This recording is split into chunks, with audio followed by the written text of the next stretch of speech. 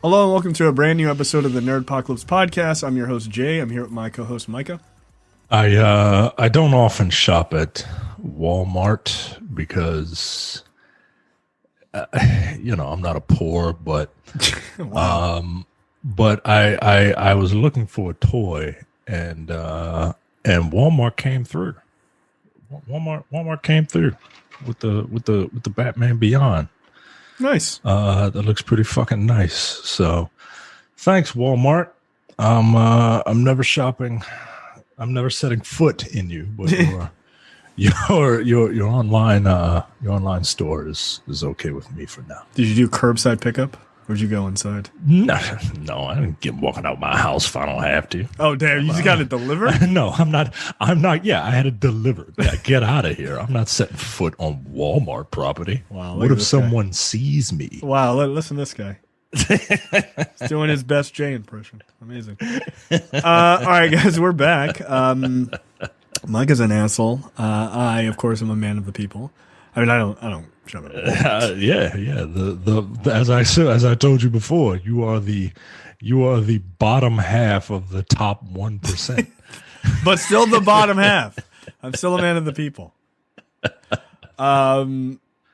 Who go to like P. Diddy white parties, but still a man of the people. I don't. That's not true. I was never invited. All right. So we do have plenty to talk about this week, actually. So let's jump right in. There is a review on our YouTube page, youtube.com/the Nerdpocalypse, for Without Remorse. I reviewed that. You can also check it out in the Coming Distractions podcast feed as well, if you just want to listen to the audio version of that. It's newly released on Amazon Prime, so you can watch it before you listen to the review or after. It's up to you. That one, of course, is starring Michael B. Jordan as John Clark, the one of the many characters in the Tom Clancy, Jack Ryan universe. So check that out, and share out that review if you want. Let's talk about Justice Society World War II. We both watched this. What were your thoughts? This is DC's latest animated. This is their 41st, I read. 41st animated feature. Yeah, I'm a sucker for all these things. How did you? I guess this is on HBO Max. I just bought it because I'm a sucker for all these DC animated movies. I don't. There are very few of them. It's not on HBO Max yet. Okay, I haven't seen. There aren't too many of them that I don't think are at least okay. And I really like what they were trying to do with the one set of films that was in the same universe. They have their 40 some odd movies, and then like 20 of them are all set within the same continuity. Mm-hmm. That's correct. And I like that idea. I think that was the thick neck continuity. Where Aquaman's like his neck is like this wide. He looks like Brock Lesnar. Yeah. Brock Lesnar is Aquaman. Yeah, right? no, that makes sense. He definitely would be. He'd definitely be the body type for underwater activities. Well, Brock Lesnar. There's a picture of Brock Lesnar F5ing a shark. So I think that was the inspiration for making Aquaman look like Brock Lesnar. That makes sense. But that's over, and they started. I think the 39th film was that Superman movie, the one with the thick outlines. Man of Tomorrow. Yeah, Man of Tomorrow. Yeah. And it's kind of a reboot. Yeah. It's what it feels like. And this movie has that same art style, and no one has said that this is going to start a new continuity, but I think it's pretty safe to assume, seeing as how the guy who played Superman in Man of Tomorrow and in Justice Society World War II is the same guy. Spoiler alert, Superman is in the beginning of the movie. Darren Criss. And I enjoyed this movie. I thought it was pretty good. I was curious as to what the Flash's, what Barry Allen's involvement was going to be in regarding this. I was afraid of it. But after seeing it, I get it. And if they are going to make another, set of films in the same continuity, then, he makes sense, right? Like, obviously he's the audience surrogate, right? Right.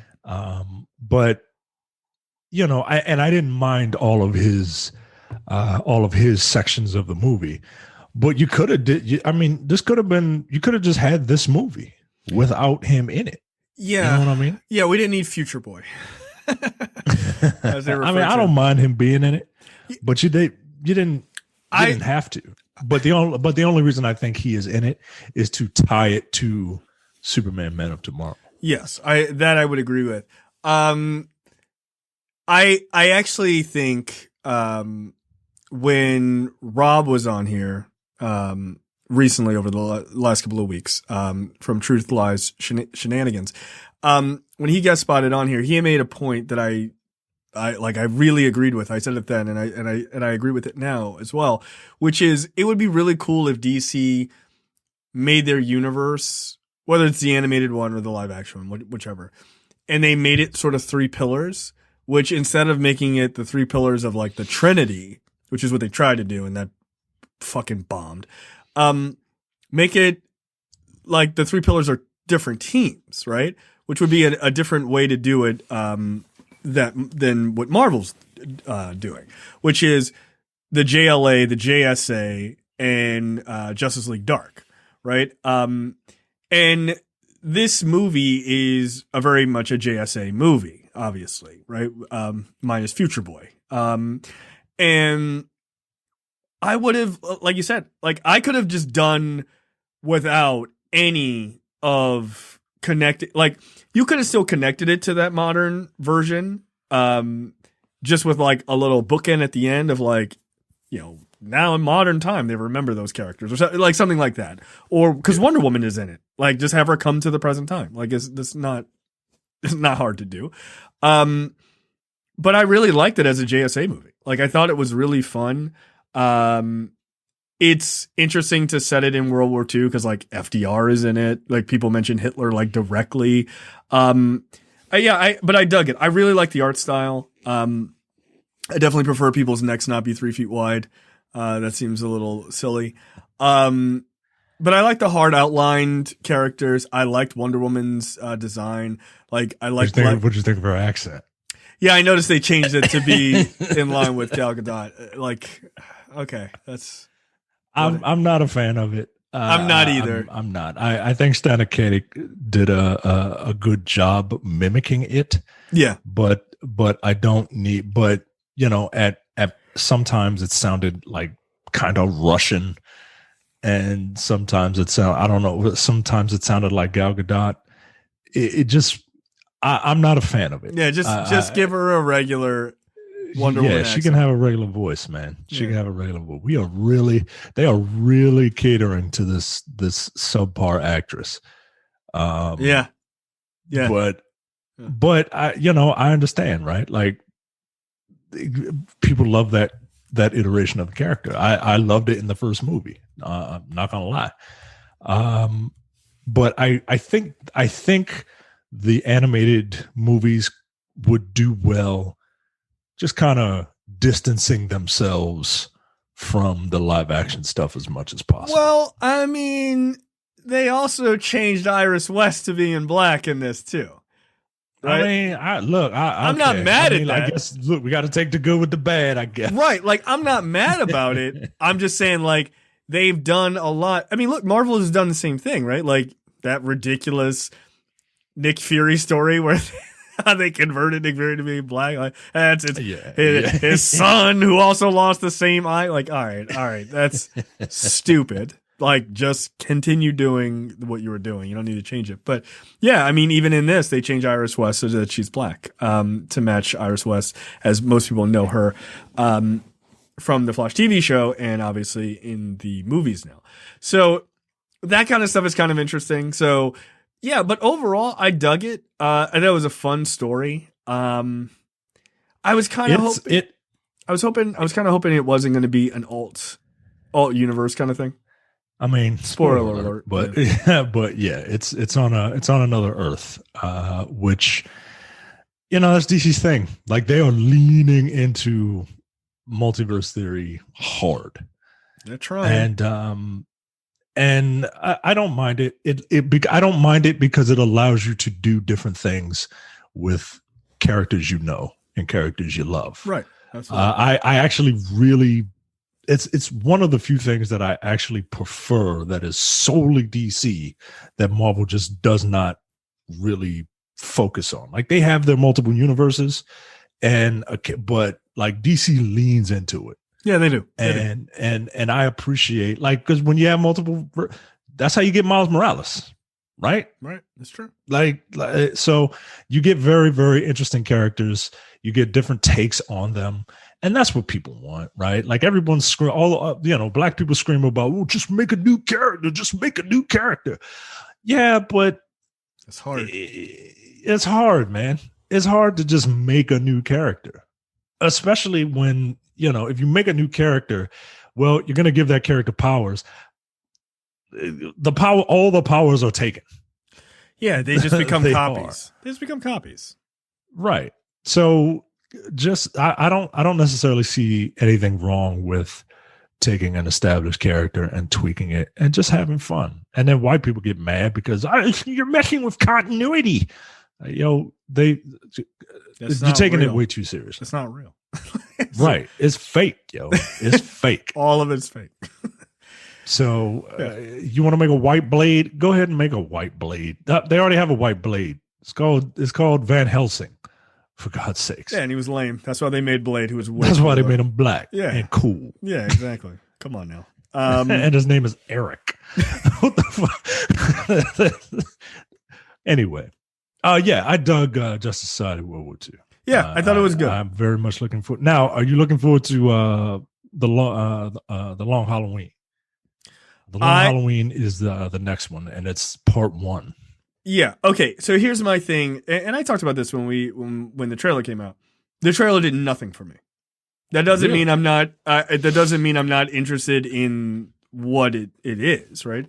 I just didn't think the trailer was all that provoking to me. I didn't doesn't mean that doesn't mean I don't think The Long Halloween is a great story or that I'm not going to watch it. I will watch it, but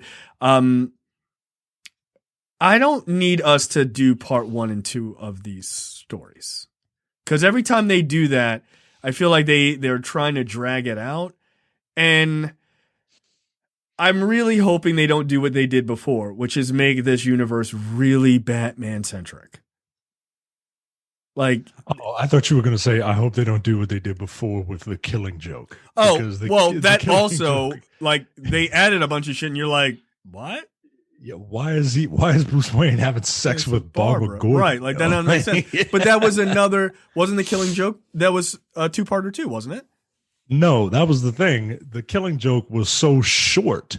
Oh, right. They had to add stuff to it. Right. And I'm afraid that The Long Halloween, because it's a 2-parter, I'm afraid they're going to add stuff. I don't need that. Which makes it a 2-parter. You know what I mean? Right. Either tell the story, either adapt the story as it is, right? And it's okay.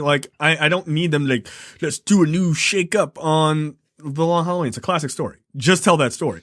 Or make up a new story, right? Just make up a new story.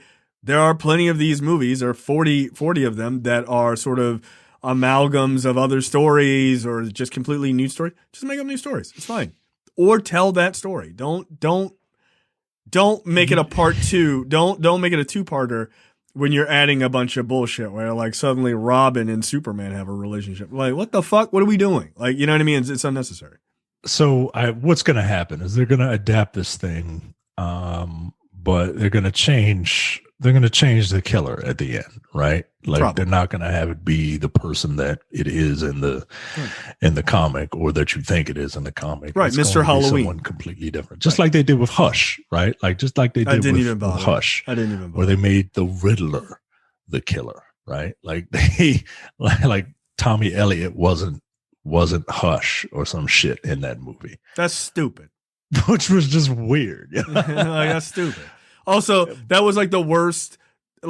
People love Hush, but it was the most obvious. I'm is Tommy? Right. Lee? Like, Is it this brand new character that Right. that just Same walked build? into town? the same build as Hush? Oh, wow. Has a relationship with Bruce Wayne from years ago? Yeah, we got it, guys. We got it. The guy in the Dark Man outfit? All right, relax. Yeah, I don't understand why people love Hush so much. I was like, that's the worst mystery of all time. Like, Hush is fine. It's the Final Fantasy VII of comic book story arcs. Everyone loves it. Don't do that. It's got all the stuff you like. Don't do that. But at the same time, it's a little overrated. All right. We're just starting off telling lies. Go ahead. It's fine. It's all right. Okay. I'll see how it goes. All right. Enough of this cartoon talk. Let's talk about shenanigans stuff that grown-ups watch. That's right. I love this next show. And if you are not watching this show, you should do so. Mayor of Easttown. This is Mayor, M-A-R-E, of Easttown. Easttown, all one word, 2 T's. This is starring Kate Winslet. Look, I will go to war with anybody who says negative things about Kate Winslet. She is what a random person. No, not random. Kate Winslet is a lovely person. Kate Winslet is, I find to be very attractive, even though they try to make her look real Pennsylvania in this show, which I don't appreciate. But no, I also think she's a tremendous actress. I really do. She's one of my favorites actually of all time. Yeah, Mayor of Easttown is a really good show. It's on HBO Max. The first 2 episodes are out. I think it's a 7-parter. I think that's what they're shooting. It's 7 episodes. Yeah. Comes out every Sunday. So the idea here is that this woman, Mayor, played by Kate Winslet, is she's very famous in this little town of Easttown because she got like the winning shot at like, in high school basketball of some like big championship game. Right. And so she became this like local celebrity. It's like the night miracles happened or the shot around the world or some stupid fucking small town Pennsylvania bullshit. And so she still lives there as, this grown adult. And she's a detective, for this little small town police department. And some woman's daughter has gone missing or has been murdered. I guess gone missing. Missing for over a year. Right. And Mayor was in charge of the case and they just haven't found any new leads. Right. So that's kind of haunting her. And this woman was also on the basketball team with her. So they're like friends. The woman's mom was one of her friends. And so she's mad at her because she hasn't been able to solve this case and all this other shit. But then another girl in the town gets murdered. And that's what the show is really about, is about solving this woman's murder. And Quicksilver from, Boner from WandaVision, he is brought in as like a state, like from the state of Pennsylvania, as like an assistant detective to try to help her solve the case. Yeah. Boy, did that second episode take some twists and turns at the end. So you mentioned this last week, and we were going to talk about it, but I said, let's hold off because, the first episode is very good, but it lays out the groundwork. I'm not saying skip the first episode. You really should watch the first episode. No, you need to watch it. Yeah. Because it lays out the groundwork. You get a feel for this character and her pathetic, sad life. Yeah. You get to hear. Look, this is how I know she was a good actress. She nailed the Mid-Atlantic accent. Yeah, she did. As soon as she said "water," I was like, oh well, she did her research. Yeah, I will go to war with anybody who talks shit on Kate Winslet. Get out of here. And it's a very good episode. And it gets you pumped. That second episode, me and my wife, we were, because we old now, so we tend to go to bed like 10:30, 11 o'clock. We were up and we were amped. And we were just like, like, whoa, like what? Yo, a milk carton, dude? Really? a jug of milk through the okay? Yeah, right, that was fucked up.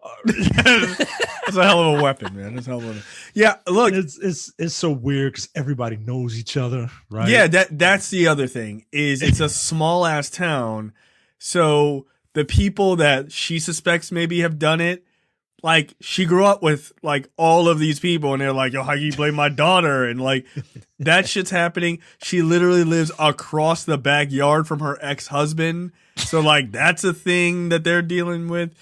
You find out why she's been taking care of her grandson, which was not made clear in the first episode, which is very much made clear in the second, and her concerns about her grandson, which I won't spoil, but is fucking pretty serious. You find like Guy Pearce is also in this as this author who is like working at this local college because he wrote this book that was like moderately popular, and they have a one night stand in the first episode.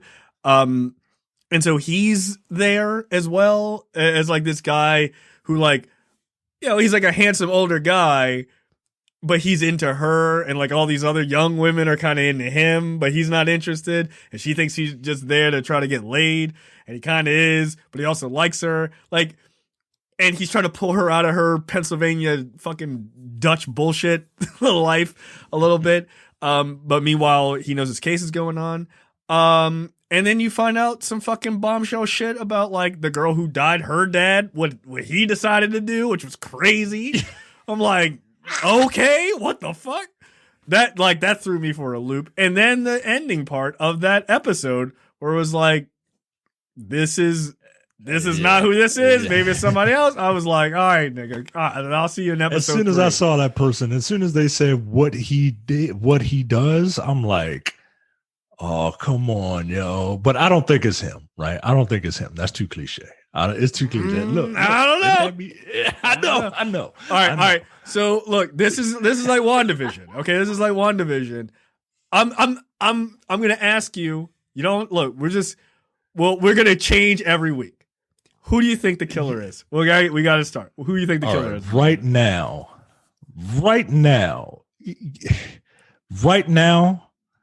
I think it is the look.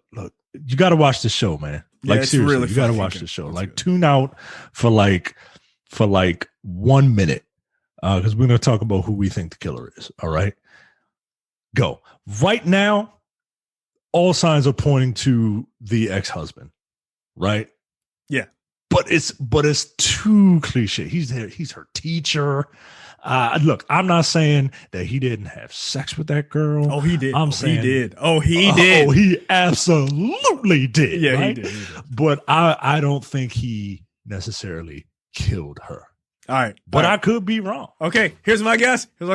Wild stab in the dark. It's his fucking fiance. That's who it is. Because she, Mm-hmm. All right. If I can't have you, nobody can have you. Type of shit. Right. Like, you did this? And then he confesses to her, right? He's like, I'm sorry, I'll never do it again. And then she's going to make sure he never does it again. That's it. Mm-hmm. She a little too in the background. Yeah. No, that's I don't think he did it. I don't think he did it. I don't think he killed her. He absolutely had sex with that girl, but I don't think he killed her. Yeah. But yeah. I like where you're thinking. It's not a wild shot in the dark either. I like it. By the way, I like Evan Peters in this. Like, I like him in this. He was a little unrecognizable to me. I'm so used to him like not having like a page boy, like not a page boy haircut, but like a douche like haircut. A clean, like a Topher Grace haircut. Yeah, a douche.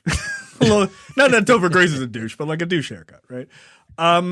Also, I like him as a bit more like a regular guy than like superhero type of shit. Like, I actually kind of like him in this kind of role where he's just like, hey, we're gonna carpool, or like, the fuck is your problem? So I'm looking forward to seeing how this works out. Yeah. Mare of Easttown is good, man. I like a good murder mystery. This is a good one. And it's a good, like, I love superhero shit and cartoons and all that other stuff. I mean, cartoons less. I don't respect them as a medium. But I love a good adult series. Yeah, you can nerd out about stuff that isn't like superheroes and animation and manga and anime and all that. You can nerd out about anything, right? Yeah. And this is the type of shit that that me and my wife, we love this shit. Yo, HBO is killer for this shit. Like they are. Yeah, yo, like we'll watch even if it's not that great. No, even I if know. It's like kind of trashy. Yeah. Like we'll watch it. Hey, but yeah, but HBO don't make trashy shit. You know what I mean? Nah, I think this is gonna be a fucking super hit. I think it's gonna be just as good as what was the last one they did with Kate Nicole Kidman and The Undoing. Hugh Grant. Yeah, The Undoing. The Undoing, right. So I think this one will be a little better just because it I don't know, it feels like grimy and dirty and real. Yeah. You know what I mean? Yeah, it does. Whereas the other one felt like we were watching like the Real Housewives and then there's a murder mystery. Yes. Right? Because there's a bunch of rich people and like we can't relate to that. Yeah. But not like you. But I was like, these people, they're living the lives I live. Right?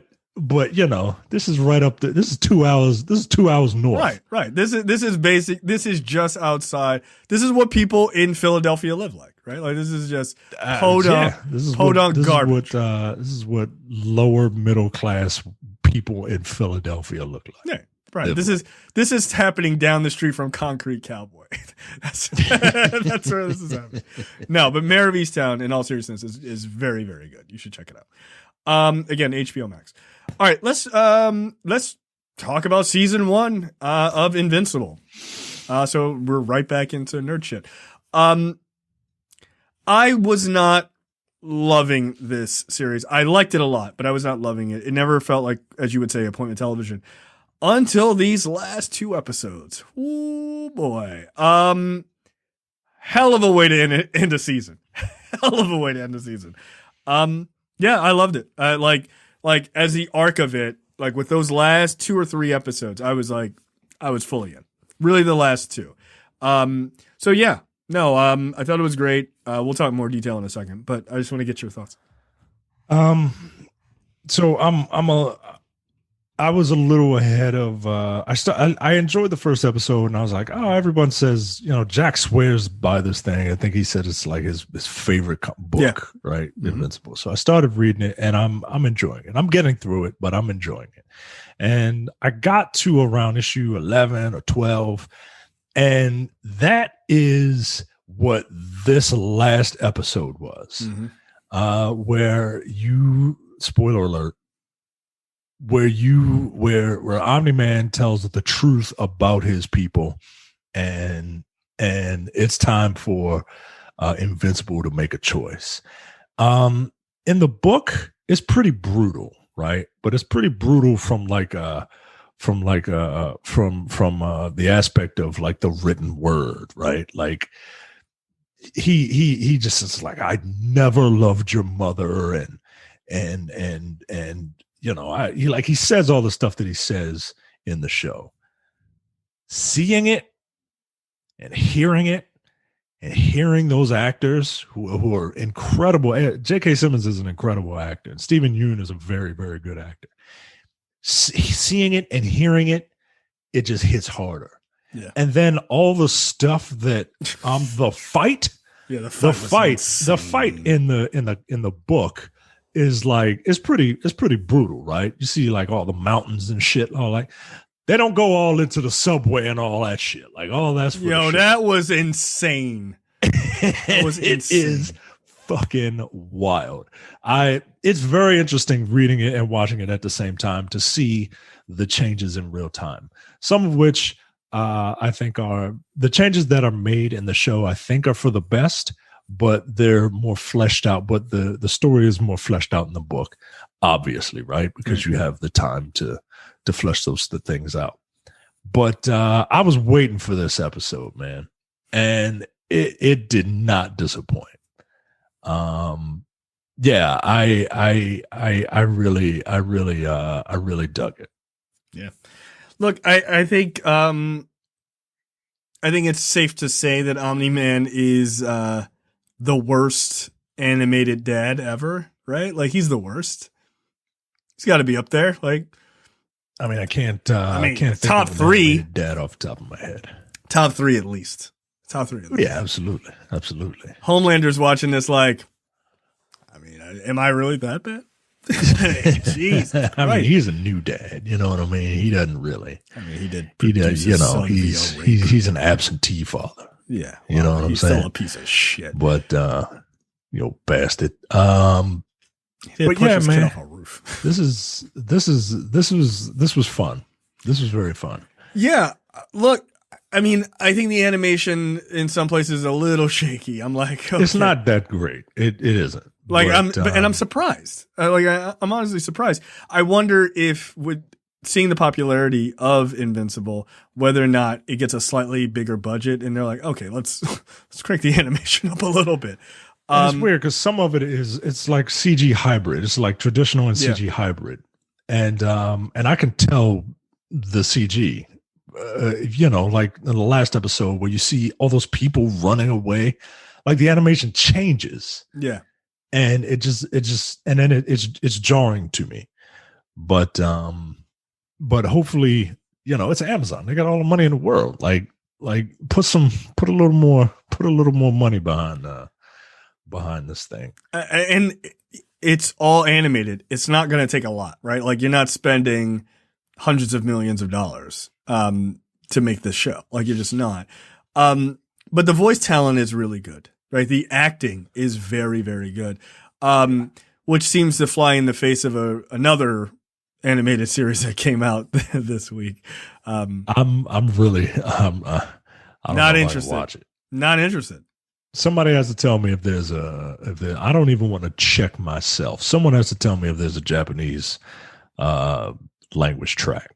If it is, then I'll watch it. And I hate to say that because I'm not one of those fucking asshole weeb ass nerds who are like the subs over dubs because they think that they're learning Japanese by you're not it and then reading it in English. No, you're not. That doesn't make any sense. You stupid idiots. Like, just watch it dubbed. You don't speak Japanese. Right. Well, the acting is better. You don't understand it. Right. How can you tell the acting is better when you don't understand the language? What the fuck? Yeah, I never understood that argument. I'm like, but you don't know what they're saying. That's a whole stereotype, like joke that Japanese people are screaming at the top of their lungs when they're just asking mild mannered shit. It's like, oh, the bathroom's over there. Like that's the whole joke, yo. So no, you don't know. Yeah, just watch it dubbed. Stupid idiots. Like, just watch it dubbed. Who cares? Give US voice actors a chance. This isn't the 90s. They're not bad anymore. Yeah, no, they're not. But sometimes really good actors shouldn't play black samurais because they don't sound like they give a fuck. I say all that. Look, Lakeith Stanfield. For as soon as I heard him in that trailer, I was disgusted. I was like, "Is it?" Like, yo, he don't even sound like he want to be there. Yeah, I'm Black Samurai or whatever. Like, I don't know. Let me hold the sword real quick. Like, yeah, you asleep, nigga? Like, come on, dog. Like, what's going on? Sam Jackson should not be giving a better performance as a Black Samurai than Lakeith Stanfield. Wow. He shouldn't. This nigga was in the Death Note movie, for God's sake. Right, he's a super weeb. Like, I thought he was gonna crush it when I heard he was gonna be in that anime. I was like, oh, this is gonna be really good. I was like, did they pick this dude on the day he was tired? Like, did he just get his first Pfizer shot? Like, what the fuck is going on? Relax. So yeah, Invincible I think is really quite good. I think it turned out for me it went from good to great by the end of the season. Yeah, I liked it. Like, I like Zazie Beetz' character. Like, I like Jason Mantzoukas' character, who like kind of came full circle this season, which I appreciated about him.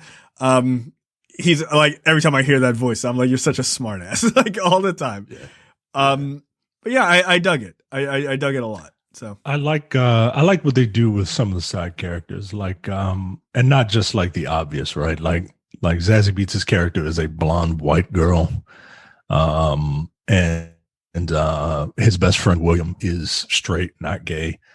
But it like, I appreciate the diversity, Yeah. but also the characters are smarter, right? Like, Amber in the comic has to be told by Invincible that he is a superhero, whereas Zazie Beetz' character knows it. She's pissed that he didn't tell her, right? Like, she figures it out. Whereas Amber's an idiot in the comic, and Invincible's mother is in the show is smarter. She pieces things together, and she doesn't appear as she's given slightly more to do, slightly more. Yeah, she's hardly in the main cast, but right. But when she shows up, she's quite good. Sandra does a really good right.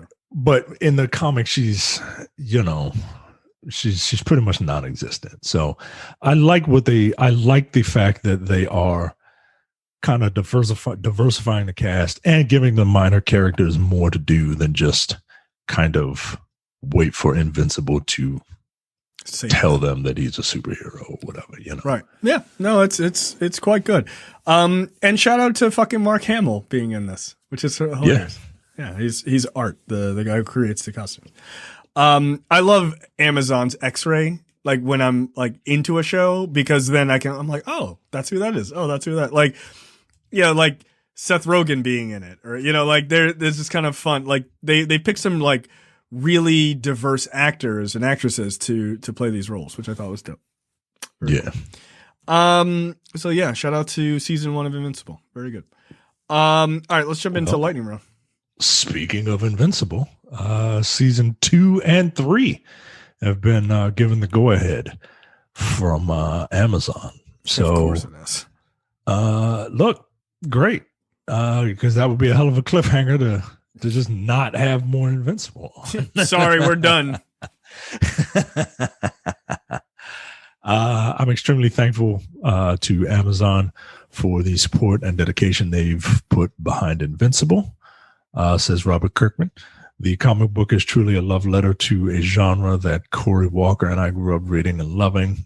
And it's been a gratifying journey to watch our characters come to life again through the animated series. We're beyond excited to continue this story for at least 2 more seasons. So, yeah, I like Invincible, and I'm very glad that there are a couple more seasons, at least. Yeah, I'm here for it.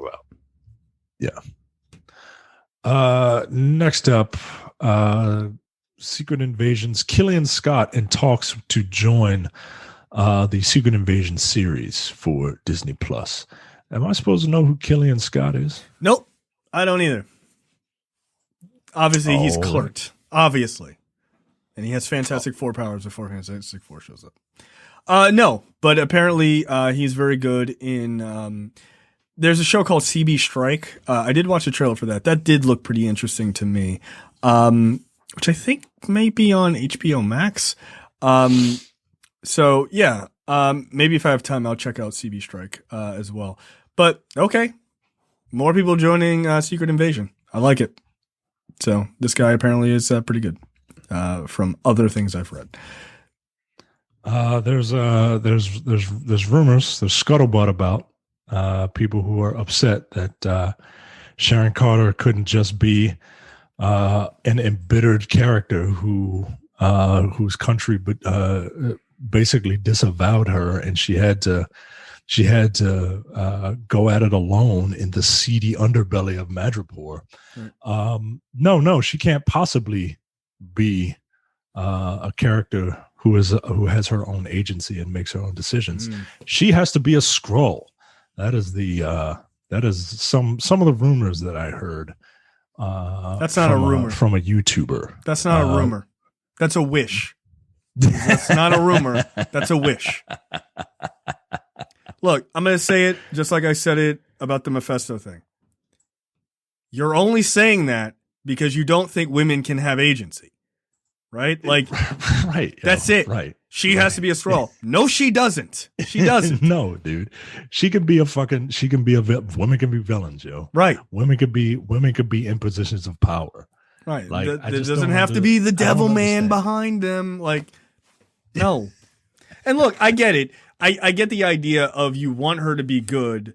And you can say, well, it's not just because I don't think a woman should be have agency. I mean, it's because the comics, she's Agent 13, she's a good person. Yeah, guess what? It's not the fucking comics, dude. It's not the comics. How many times you going to learn that lesson? Right? Like, it's not the comics. It's loosely based on characters who are also in the comics. Right? Like, there's a whole bunch of shit that didn't happen in the Infinity Gauntlet saga that happened in the comics. Where's Pip the Troll? Where's Mephisto? There's a ton of things. Like, yeah, all right. Like, we didn't get Ant-Man and the Wasp till well after Avengers 1. They're original members, right? Like, so you can't just go by the comics as that is a dead to rights answer as to what's happening. So, no. I would like it if she's not a fucking Skrull. Don't do that. I really hope that. Dumb. Look, this is coming from me, a man whose favorite character is the king of cop-outs. I don't want her to be a Skrull. Robot. Because that's going to be a cop-out. And that's the one thing that I am not looking forward to with Secret Invasion. Not the show, the discourse around it. It's going to be WandaVision all over again. Yeah. And I'm not necessarily here for it. Like, I don't mind the discourse, right? But I don't want stupid theories that people are just, again, there are theories and then there are wishes. That's not, right. They're not the same. Yeah. I don't want wishes. I don't mind theories based on what we see right now. Right. But it's a theory, bro. How? It hasn't even fucking started taping yet. How is it a theory? Do you know Samuel L. Jackson? Did you get a script? No. The thing is, Marvel Studios did such a good job of fooling everyone into thinking that they knew all of this was going to happen all along since Iron Man, right? Like, there are people who believe that all of this was mapped out in 2008. Those people are idiots. Those people are fucking dumb. Like, Marvel's done a very good job of fooling people into thinking that they are playing the ultimate long game. And they have 7,500 movies written out, all interconnected, perfect little connective tissue between all of them. That's right, guys.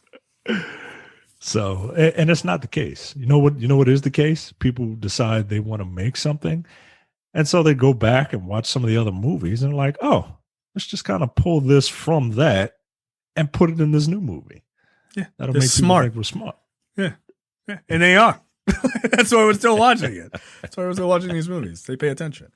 It turns out when you pay attention to the movies you profess to love, you can do that. Star Wars fans. So, look, I hope that they don't do that with Sharon Carter. I don't think they will. Right? Again, that's a wish. That's not based on any facts. The other thing is, during the question of the week, Cam brings up a thing. It's not a theory that he's seen anywhere, but he was just thinking about this, which I think actually does make sense. Because I think Secret Invasion, you have to play against like who's good, who's bad, right? Like, you're gonna have to do a lot of that. There's gonna be a lot of team switching and shit like that, and that's gonna make for some fun moments. Like I always said, long ago, that after the whole Thanos Infinity Saga, you got to make the enemy something that brings everything really small, and not knowing who to trust is a really good one. So I'm interested to see if Secret Invasion ends up blowing up across the universe, or does it get handled all in this series? So that would be fascinating. What do you? Well, I guess, yeah. I don't know, because I don't know. I would think that it would pull, a universe spanning thing, right?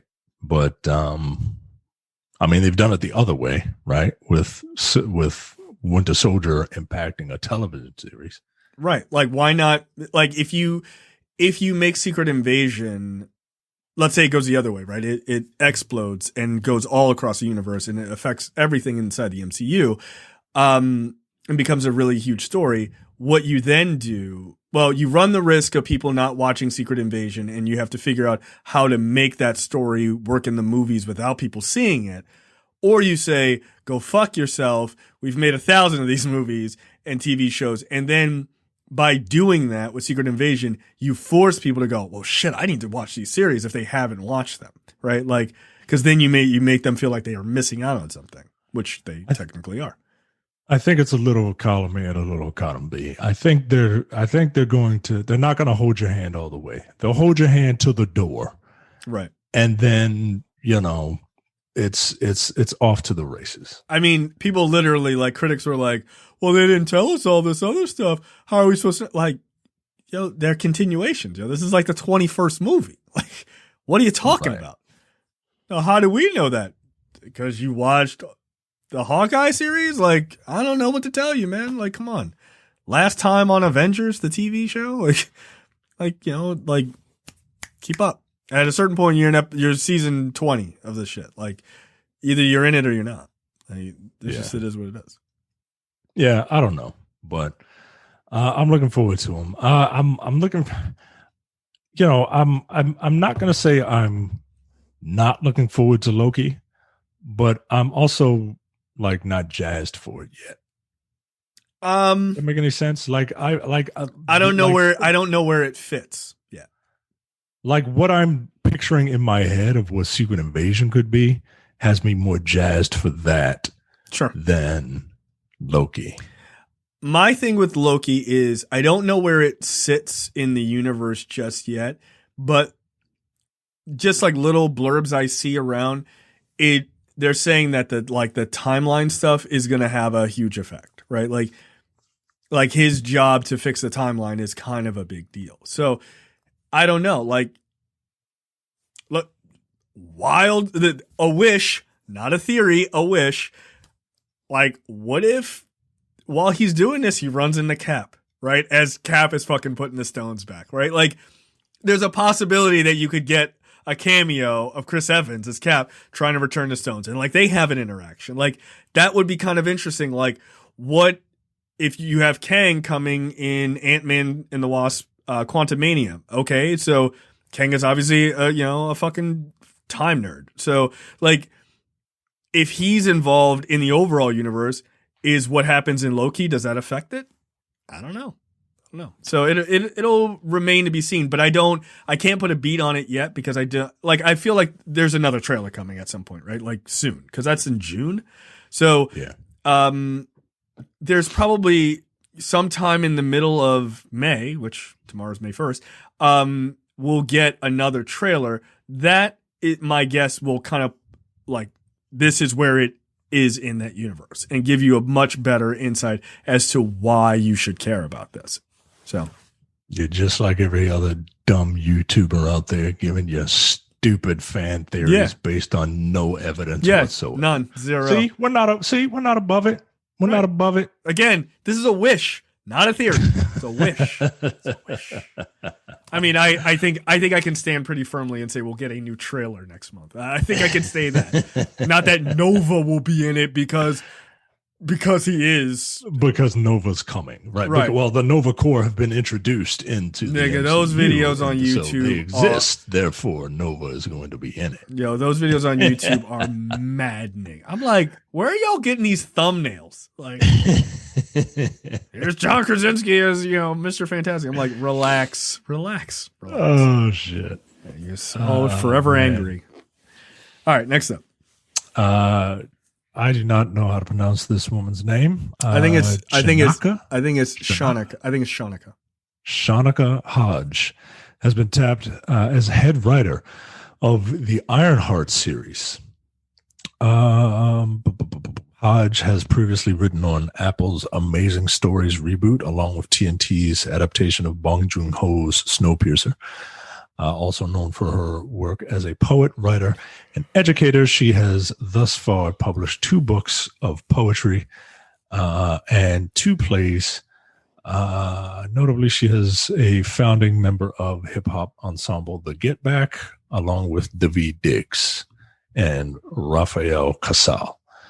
So there you go. I'm not. I haven't seen Snowpiercer. No, and I haven't seen anything else that this person has done.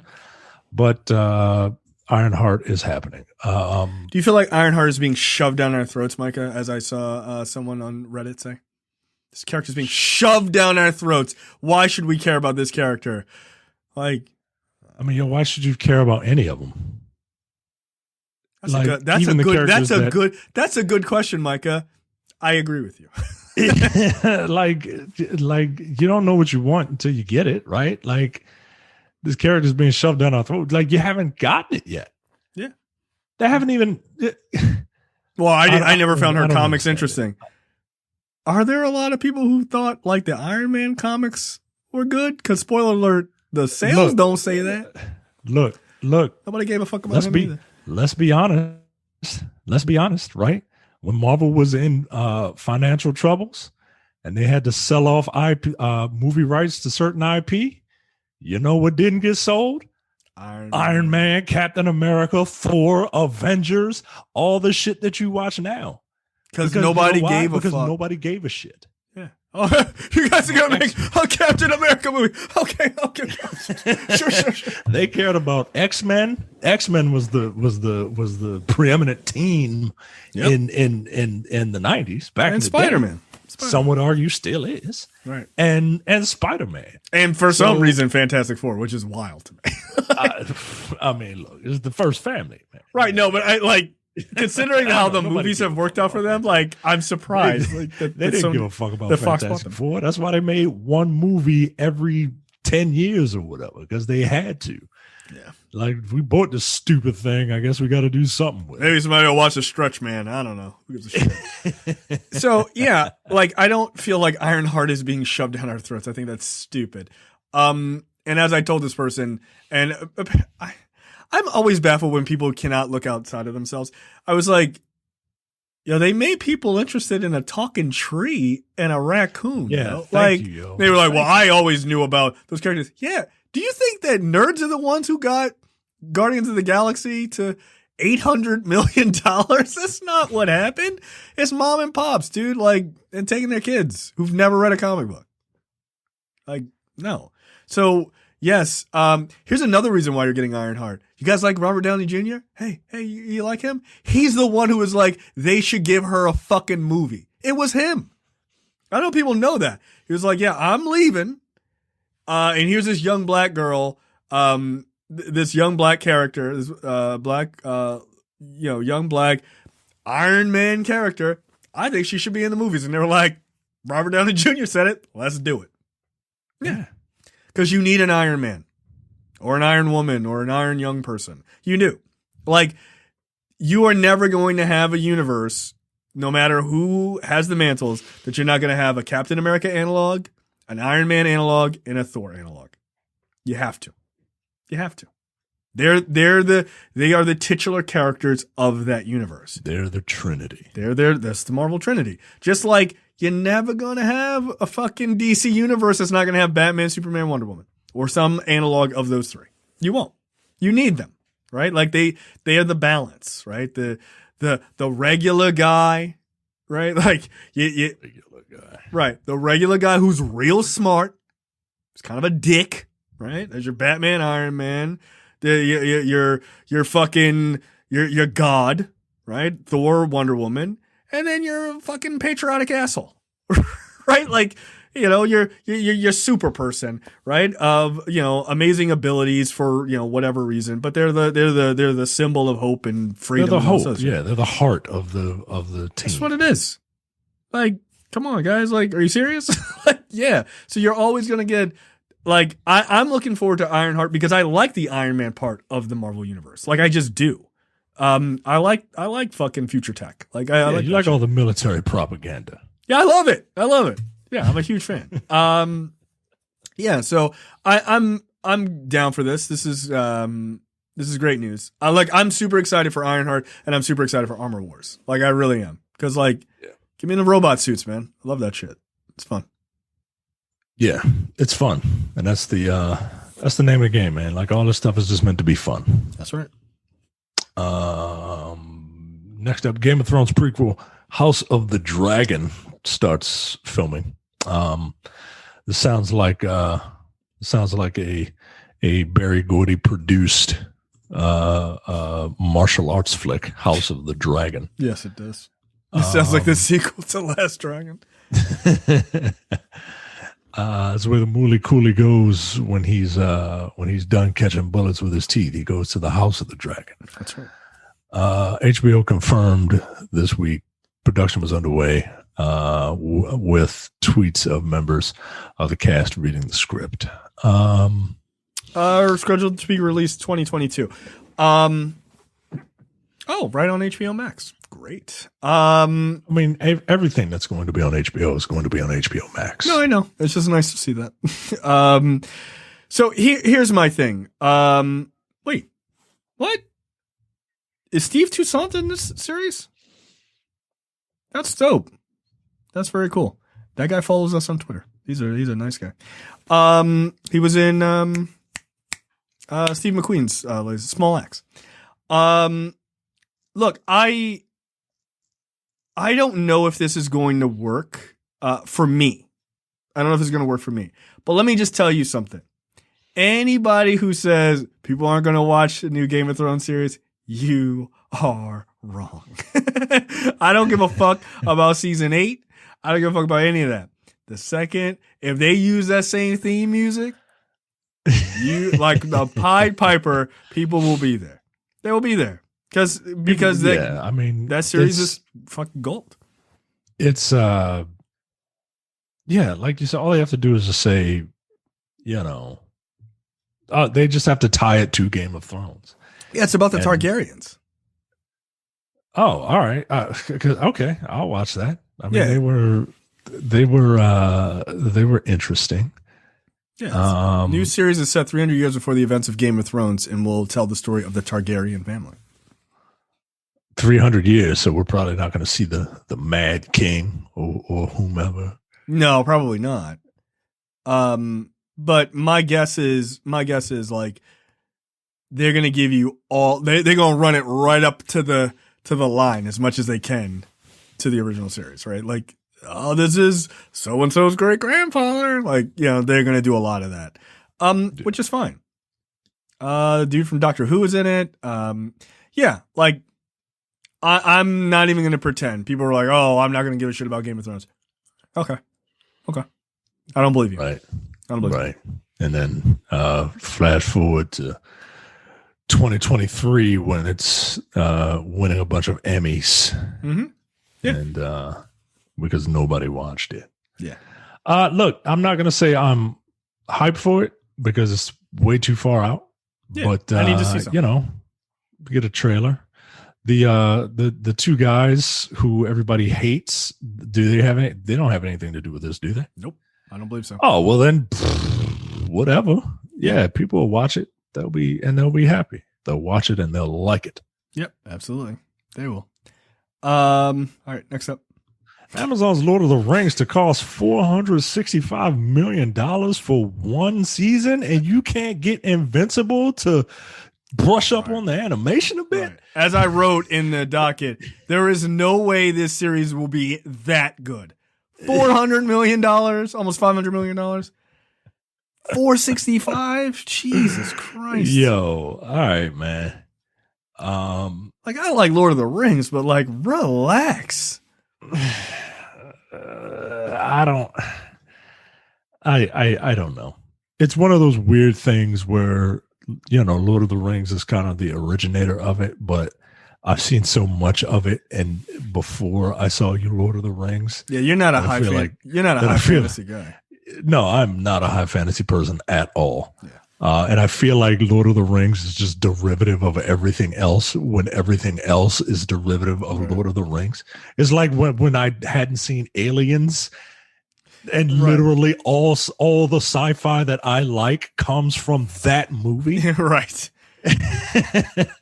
They're like, wow, they came up with that. Yeah, they came up with all of that shit. They invented a whole genre damn near by themselves. One movie. So I don't know. Look, now that I know that one season costs $500 million. Yo, Jeff Bezos has too much money. That's insane. That's insane. Now that I know one season costs damn near $500 million with a B dollars, then I have to at least watch the first episode, right? Apparently, the first season or one season of Game of Thrones, which had some pretty remarkable CGI and like always in episode 9, but you know, there's like large sweeping scenes. There's a lot of people and everything else. That cost $100 million. $100 million. Correct me if I'm wrong, and I'm talking just the production budget. I'm not talking about advertising. Nigga, Endgame didn't cost $400 million. It was like $300 million. So this is almost $500 million. And I think it really skyrocketed. The eye-popping Lord of the Rings price tag almost certainly doesn't reflect season 1 production cost alone. The rights to the Tolkien property cost them $250 million on its own. So yeah, they really, really, really wanted it. So look, I hope it's great. I'll watch it. But I hope it's great. Like, it better be worth it, man. It better be worth it. But then again, Jeff Bezos, like, what is that? That's an afternoon for him? Like, what the fuck does he care? That's $400 million to him. That's nothing. So I'm getting ready to buy a broom and dustpan on Amazon right now. So, you know, I got y'all. Don't worry about it. Like, first episode's on me. Yeah, so we shall see. We shall see. Last up, Dominique Fishback lands the lead role opposite Anthony Ramos in the next installment for the Transformers franchise. Why are they shoving these robots down our throat? Look, they are. This is Brave New World. You got a couple of minorities in this big budget, leading this big budget robots in disguise movie. Good for them. You know, I kind of understand what Michael Bay was trying to do with the look of the Transformers in his franchise, right? Mm-hmm. It would be, because his thought process was it would be silly with these big robots with a bunch of truck parts walking around, right? Right. But you know what else is kind of silly? The way it big looks. Robots walking around. Right. Like, it is what it is, dude. It's dumb. Yeah, just lean into it, man. Lean into it. Again, that Bumblebee movie was really good. Mm-hmm. It was. Like, it is. And I hate these Transformers movies. I think they are the worst. I think if you like them, I like you less as a person. But I like that Bumblebee movie. It's really good. I do. Like, I really like that movie. It was adorable. It was adorable. It was a good story. It was as simple as it needed to be. And it was a bond between a girl and her fucking robot car. And he fought a couple of Decepticons. Like, that's all you need. And it had that badass beginning, which was fucking great. Yeah, just continue that. Yeah, shocking news. The guy who directed Kubo and the Two Strings, he did a really good job with Transformers. And then they didn't let this guy continue, which was fucking stupid. But look, hey, however this works, I hope that it's more that and make them look G1 than whatever the fuck Michael Bay was doing. Like, ignore that shit. Like, the Knights on the Round Table and all right. No, that was stupid. Did I see that movie? I think I saw that movie. I did not. I think my wife wanted to see that movie. She was like, "What?" Because she thought I would like it, and I'm like, "You really want to see this?" And she's like, "Yeah, I want to see it." And then 5 minutes into it, she fell the fuck asleep. 5 minutes. I think when someone got punched, but with a car, she woke up. I think that was it. She was just like, "All right, I'm going to sleep." Yeah, I'm. Maybe I'll check out that Bumblebee. I'll check out that Bumblebee movie before this next. You should. It's on. Next thing comes up. I want to say it's on Hulu. Let me look real fast. I actually look again as a person who really doesn't like those Michael Bay movies. I thoroughly enjoyed Bumblebee. I thought it was actually really quite cute. Yeah, it's on Hulu. All right, so I'll watch that. Yeah. All right, movie and TV news this week. We have ourselves a Guy Gardner for the upcoming Green Lantern series on HBO Max. Look, I'm very interested to see how this works. I have to say, I'm super excited for it. I really want it to be good. I do want it to be good. I really want it to be good. So Finn Whitrock from American Horror Story has been cast as Guy Gardner. According to Hollywood Reporter, Whitrock's Guy Gardner is described as a hulking mass of masculinity, excuse me, and as rendered in the comics, an embodiment of the 1980s hyper-patriotism, and yet Guy is somehow likable. Yeah, Guy Gardner's kind of a dick. Yeah, he's a dick, but like he's a lovable dick. But he's your friend who's a dick. Yeah, you like the guy, like Demetrius. Like no, Demetrius he's not a hulking mass of masculinity who is also a fucking dick, but I kind of like him. He doesn't have as good of a haircut as Guy Gardner. They got to give him that haircut, dude. They got to give him the haircut. Like he's got to look like a dickhead. That haircut is the worst. Yeah, no, I'm here for it. I'm here for it. I'm just very interested to see what they actually do with this series. Is it just Guy Gardner? No. Can't just be him, right? No, I'm not watching a Guy Gardner series. I can tell you that right now. Right. Like, come on, yo. Like you gotta have Hal, right? So the talk is that it's Hal, Kyle Rayner, and Guy Gardner. That's the talk. I'm a little disappointed. That Jon Stewart's not there. Yeah, you can put John in there. Although maybe they're saving John for the movies. I think that trio would be unique because I can see Guy just kind of picking on Kyle Rayner, because Kyle Rayner, he's kind of an artist and he's kind of like he's not a hulking mass of masculinity. You know what I'm saying? Right. And I can see like the three of those characters, their dynamic would be interesting. Whereas Jon Stewart's not going to put up with that shit. No, that is not his character at all. So, it's, so I get it. I want to see that costume. I want to see that guy. Like, you got to give him the lapels, man. You got to give him the lapels. Yeah, you can't have all these Green Lanterns look uniform, man. Like they gotta all look different, but still be themed. Yeah, Green Lantern, just like they're on the comic, man. All right, look, man, I'm very, very curious to see what they do with this. I kind of want to see a Law and Order Space Cops. Yeah, that's the easiest way to do it. That's the easiest way to do it. Like, just like have those three guys as a team and they're honest. They go on assignments. So the synopsis for the HBO Max Green Lantern can be found below. Green Lantern reinvents the classic DC property through a story spanning decades and galaxies, beginning on Earth in 1941. Okay, with Alan Scott, with the very first Green Lantern, whose weakness was wood.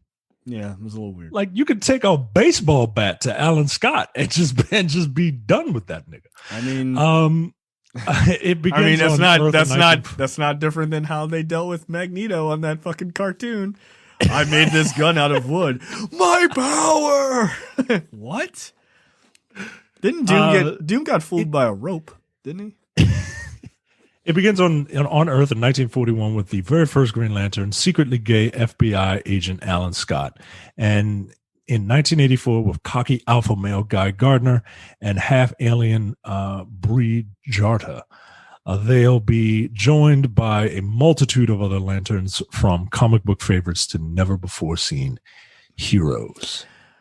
Huh. Yo, this is a TV show. What is the budget for this? Because it's a Green Lantern series. Like that's a lot. You know what? If HBO can pull off like if HBO, like, one, I think it's going to be an anthology, right? Where there are maybe mini story arcs, maybe like 2-episode arcs per character, and there are like, you know, like if there are 10 episodes, there are, you know, Alice Scott gets 2 episodes, Guy Gardner gets 2 episodes, Hal Jordan gets 2 episodes, Jessica Cruz gets 2 episodes, and then maybe some aliens or something like that. But if they can, or it'll be an anthology like American Horror Story, like the show that this guy comes from, apparently. I don't know, man. I don't know. I think it has the potential to be very cool. I'm hoping they give it the right budget so that like this actually works. Yeah. That's my biggest thing. Like, really, if you're going to go for it, really go for it. I'm just surprised that with the effort that they're putting behind this, that this isn't a movie. But maybe they feel like they can tell better stories in the TV series. I mean, look, Greg Berlanti is involved. He's executive producer of this, so we'll see. Also, you get the benefit. You know, if you do a movie, you got to follow one lantern. Yeah, and you can have other lanterns, but you probably, you know, your POV character is going to be one lantern. With this, you can have a bunch of different lanterns, maybe see who works, who doesn't. And if you are going to do a movie, you can focus it on one specific type of character. Right. I don't know. Yeah, no, I think that's a I don't know anything. I'm just an idiot on the internet who makes wild speculations based on no evidence whatsoever. A Guy Gardner type. An idiot. All right, next up, lead for Masters of the Universe movie drops out, leaving the role up for grabs.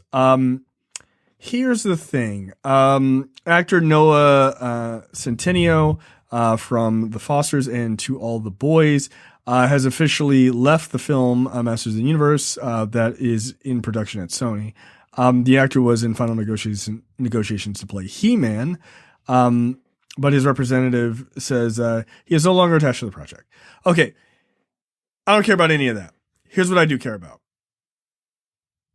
This movie, no matter who is playing He-Man, will be fucking terrible.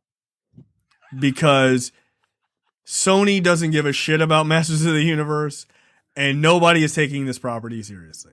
They're not. They're not. They're not. They're not. It's going to be garbage. I have zero belief that this will actually be good. Zero. I mean, the fact that this guy was in final negotiations and decided to back out is not a good sign. No. But you know, anything could happen, I guess. Mm-hmm. Okay. Is it because of Sony or is it because of the property? Yeah. Because you know, everybody has their fandom, right? Like, no, I'm not saying fans. I'm not saying fans aren't hyped for this, and I'm not saying no. What I'm saying is, is it like? I don't know. I don't know. Like, is this a property that can be adapted to a movie? Yeah. Well, like, it's been adapted to movies. I would argue very poorly. Agree to disagree. Wow, that Masters fucking Universe is a real bad movie. I mean, you can literally adapt anything into a movie, but like, you want it to be good, right? Like, you don't want to just throw some shit up there and just be like, well, you know, that's all I needed from it. Like, that's the argument that I see people who absolutely love Mortal Kombat. They were like, well, close enough. They were there, so that's good. They did some moves. That's all I need. Like, I need more. I want a little more. I enjoyed Mortal Kombat for what it was. I thought Mortal Kombat was fine. I thought it was fine. Yeah. I want a little more. That's all. Yeah. In the sequels, they need to. Crank it up. Like, I'm not saying don't do any more. Like, some people are like, don't do any more. Nah, this is trash. That. Like, no, it's not trash. It's not trash. I enjoyed it, but I didn't enjoy it to want to watch it again. No, I'll watch the sequel. I'll watch the sequel. Recap that shit in the beginning of the second movie. Like, Kung Lao died. Oh, all right, continue. And they kill Kung Lao. Fuck you, yo. Yeah, like, you got to bring that guy back, right? Like, it was a mistake. I was just kidding. Surprise. I don't feel like Masters of the Universe is something that, like, you have to weirdly take it fairly serious. And I don't see people taking a He-Man movie seriously. Like, as far as the production work. No, I don't see it. So I just have no allegiance to this property as far as I think they're going to do a good job with it. No. I hope they had that little Harry Knowles guy in it then. Like, I enjoyed him. He was awesome. Fuck that guy. That guy's like an asshole, apparently. Oh, shit. Yeah, remember those books fell on him? That was funny. Yo, I remember we told that story to Terrence. Terrence could not stop laughing. That was a secret clipped out version of an episode. Yeah, because we didn't know if we wanted to play it because it was Terrence laughing at the way a man got crippled. Like, And Terrence alone. And Terrence just could not stop laughing. And Terrence alone. He was the only one. We were all very serious about it. And this is Terrence, yo. Terrence is Terrence likes to laugh. He has a good sense of humor, but Terrence is very like stoic. And he's kind of serious, right? Like, nah, yo, he was losing his mind, yo. That shit was hilarious. Yo, that's the closest thing I've ever seen to somebody receiving Joker toxin. He lost it. That is one of my all-time favorite moments. Holy shit. But yeah, I don't see I don't see Masters of the Universe working out. Like, I know there's a lot of big like He-Man fans. And again, I'm not shitting on the property. I'm just saying I don't see Sony taking this seriously. I just don't. No, I think that for far too long, the LGBT community has not been represented in superhero movies, and gay ass He-Man is the perfect mascot. Yo, Prince Adam. Yeah, okay. Oh, it's Prince Adam, yo. like that's too close to Prince Albert. Yo. Yeah, it's way too close. No, look, again, I am fine with a Masters of the Universe movie. I just don't think Sony should be the ones to do it. I don't. No, I don't think Sony should be doing it. I don't think Sony should be in the movie business. I agree. Stick to PlayStations and that's it. Yeah. PlayStations and overpriced Bravia televisions. Like, they're not good at anything else. Yeah. I found this next story to be hilarious. All right. I'm sorry. Did you have something else to say about Masters Universe? You're done? Okay. No. I found this story to be funny. It was not on my radar, but I was searching for stories, and then I found this. God, people are so lame. Doug Ellen, I guess he's the creator of HBO's Entourage. Doug Ellen claims HBO Max hides Entourage for not being woke enough. So according to him, he says that they don't promote that Entourage is on HBO Max because of the wave of righteous PC culture. Entourage was hiding in like architectural wish fulfillment shows, says Ellen, who's promoting his retrospective Entourage podcast. All right. That's stupid. Like, I liked Entourage, but Entourage podcast, relax. I've never seen it. Huh? I've never seen Entourage. No, Entourage is actually, I guess I'm a person in the PC culture, the woke movement or whatever. I liked Entourage. What was wrong with Entourage? It's Mark Wahlberg's life. That's all it was. Like, it's literally about Mark Wahlberg and his entourage of his like cousin and friends when they first went to Hollywood. But it's just like these other characters. Like, that's what the show's about. Literally, Mark Wahlberg is in the first moments of the show. He walks past the main character and he's like, "Hey man, how's it going?" They're like, "Oh, what's up, Mark?" And then it's like, I'm producing this show. I'm passing the torch to this character who is me. It's about them. Like, And actually, the funny thing is people think it's actually about the Mark Wahlberg character, but it's not. It's actually about his friend E, who is there and like ends up becoming a producer and stuff like that. It's hilarious. Like, it's just 4 guys from New Jersey who end up in Hollywood, like, where their buddy is like a superstar, and like, they're just like, you know, trying to live their lives basically off of his fame. Is it anything like Ballers? Like, is it the movie equivalent of Ballers? It is, but it's better than Ballers. Okay. In my opinion. It's better. I like Ballers enough to watch like 95% of it. So I feel like you would, like, if you like Ballers, you know, it's impossible to me that you wouldn't like Entourage. It's impossible. Also, Jeremy Piven. Movies. Like, I like movies way more than I like sports. Right. So, like, well, that's exactly it. That's why like, when I saw the trailer for Ballers, I was like, oh, it's sports Entourage. I get it. Like, that's what it was. And so that's why I watched it for like 2.5 seasons. But yeah, Entourage is fine. Like, it's not being hidden because of PC culture. I was like, wait, is he right? Like, so I went to HBO and I was like, let me see, can I find Entourage? I just searched Entourage. It was right there. Like, the whole thing. I mean, is he saying they made like 6 seasons in a movie. People they're not like advertising that you can watch it on HBO Max? Because if that's the case, like, they don't advertise that you can watch The Wire on HBO Max either. He says I would type ENTO into HBO Max and Curb Your Enthusiasm would come up. And I'm like, what the hell? I love Curb, but why is that happening? Now, I'm going to go to HBO Max now. That's literally what I'm doing right now. Because I looked up Entourage the other day. Like, what are you talking about? Did you spell ENTO, and there it is, Entourage. I think this dude misspelled Entourage. Like, if you type it's literally ENT, the first thing. If you type ENT, Curb Your Enthusiasm comes out. Yeah, that makes sense. Because, you know, enthusiasm. Right.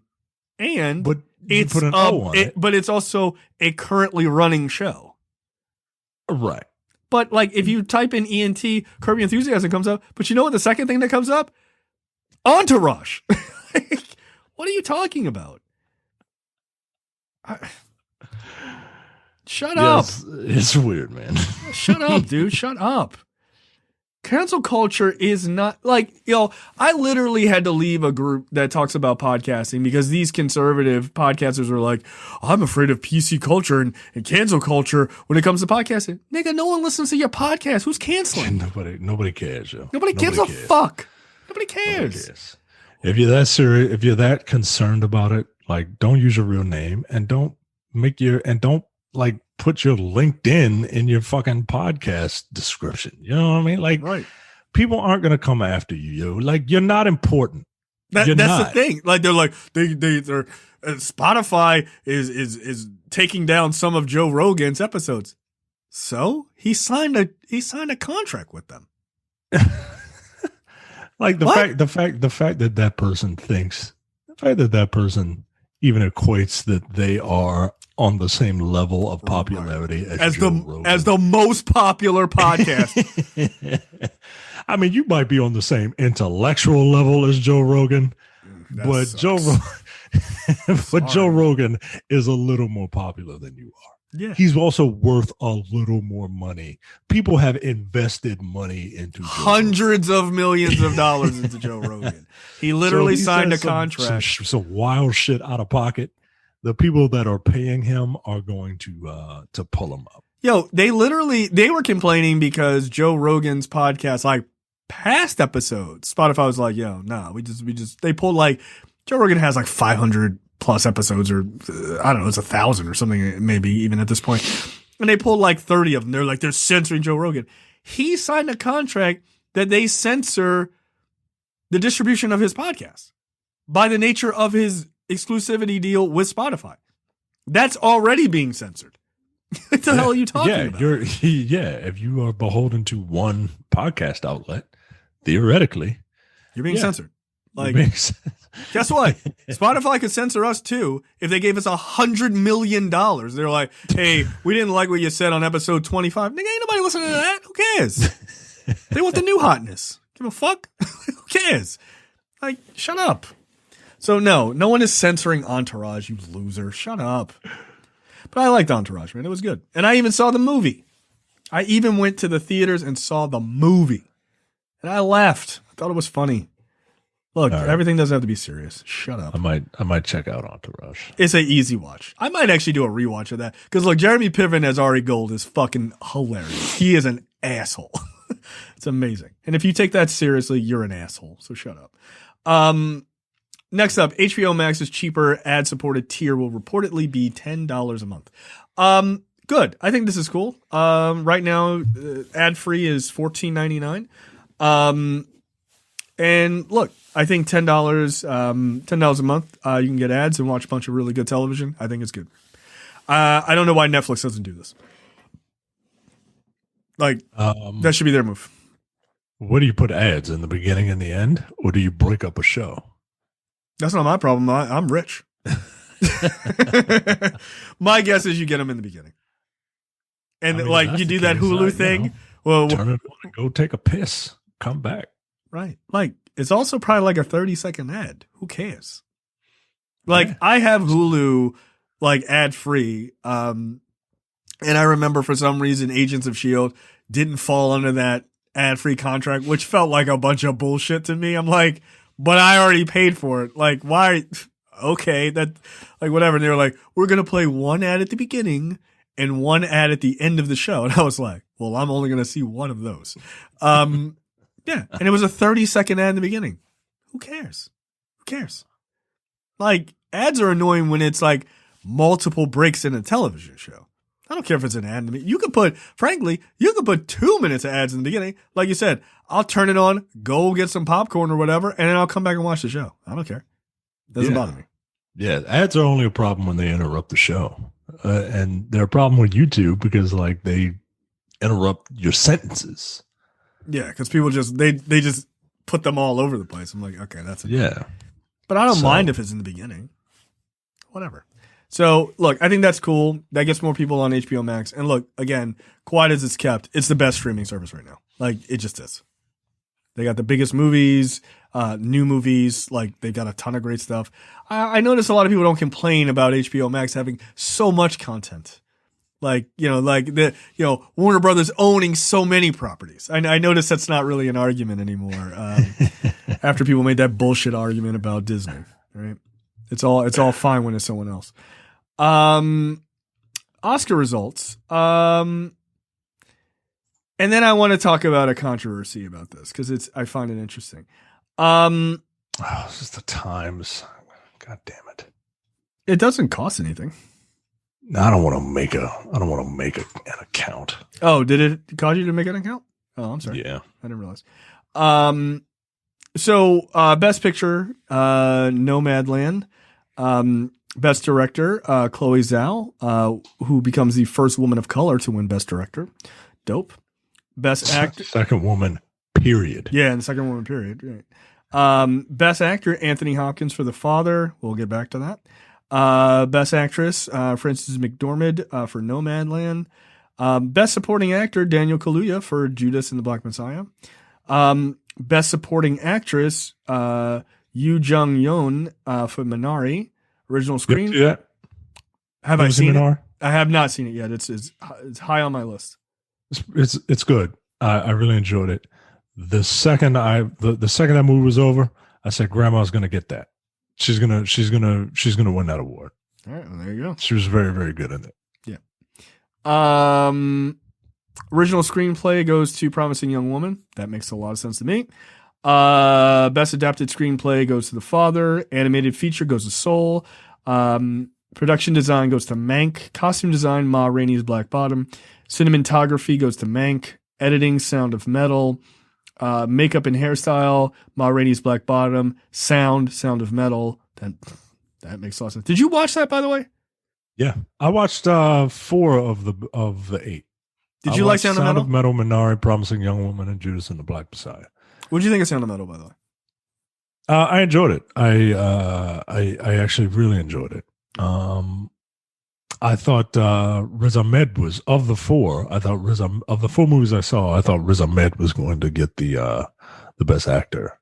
Oscar. You saw, but you also saw Ma Rainey's Black Bottom. Yeah, I did. Yeah. Was that nominated for Best Picture? I thought so. I don't think so. Oh, okay. I stand corrected. Visual effects, Tenet, score, Trent Reznor, Atticus Ross, and John Batiste for Soul. Song, Fight for You, Judas and the Black Messiah. Documentary feature, My Octopus Teacher. International feature, Another Round, which is dope.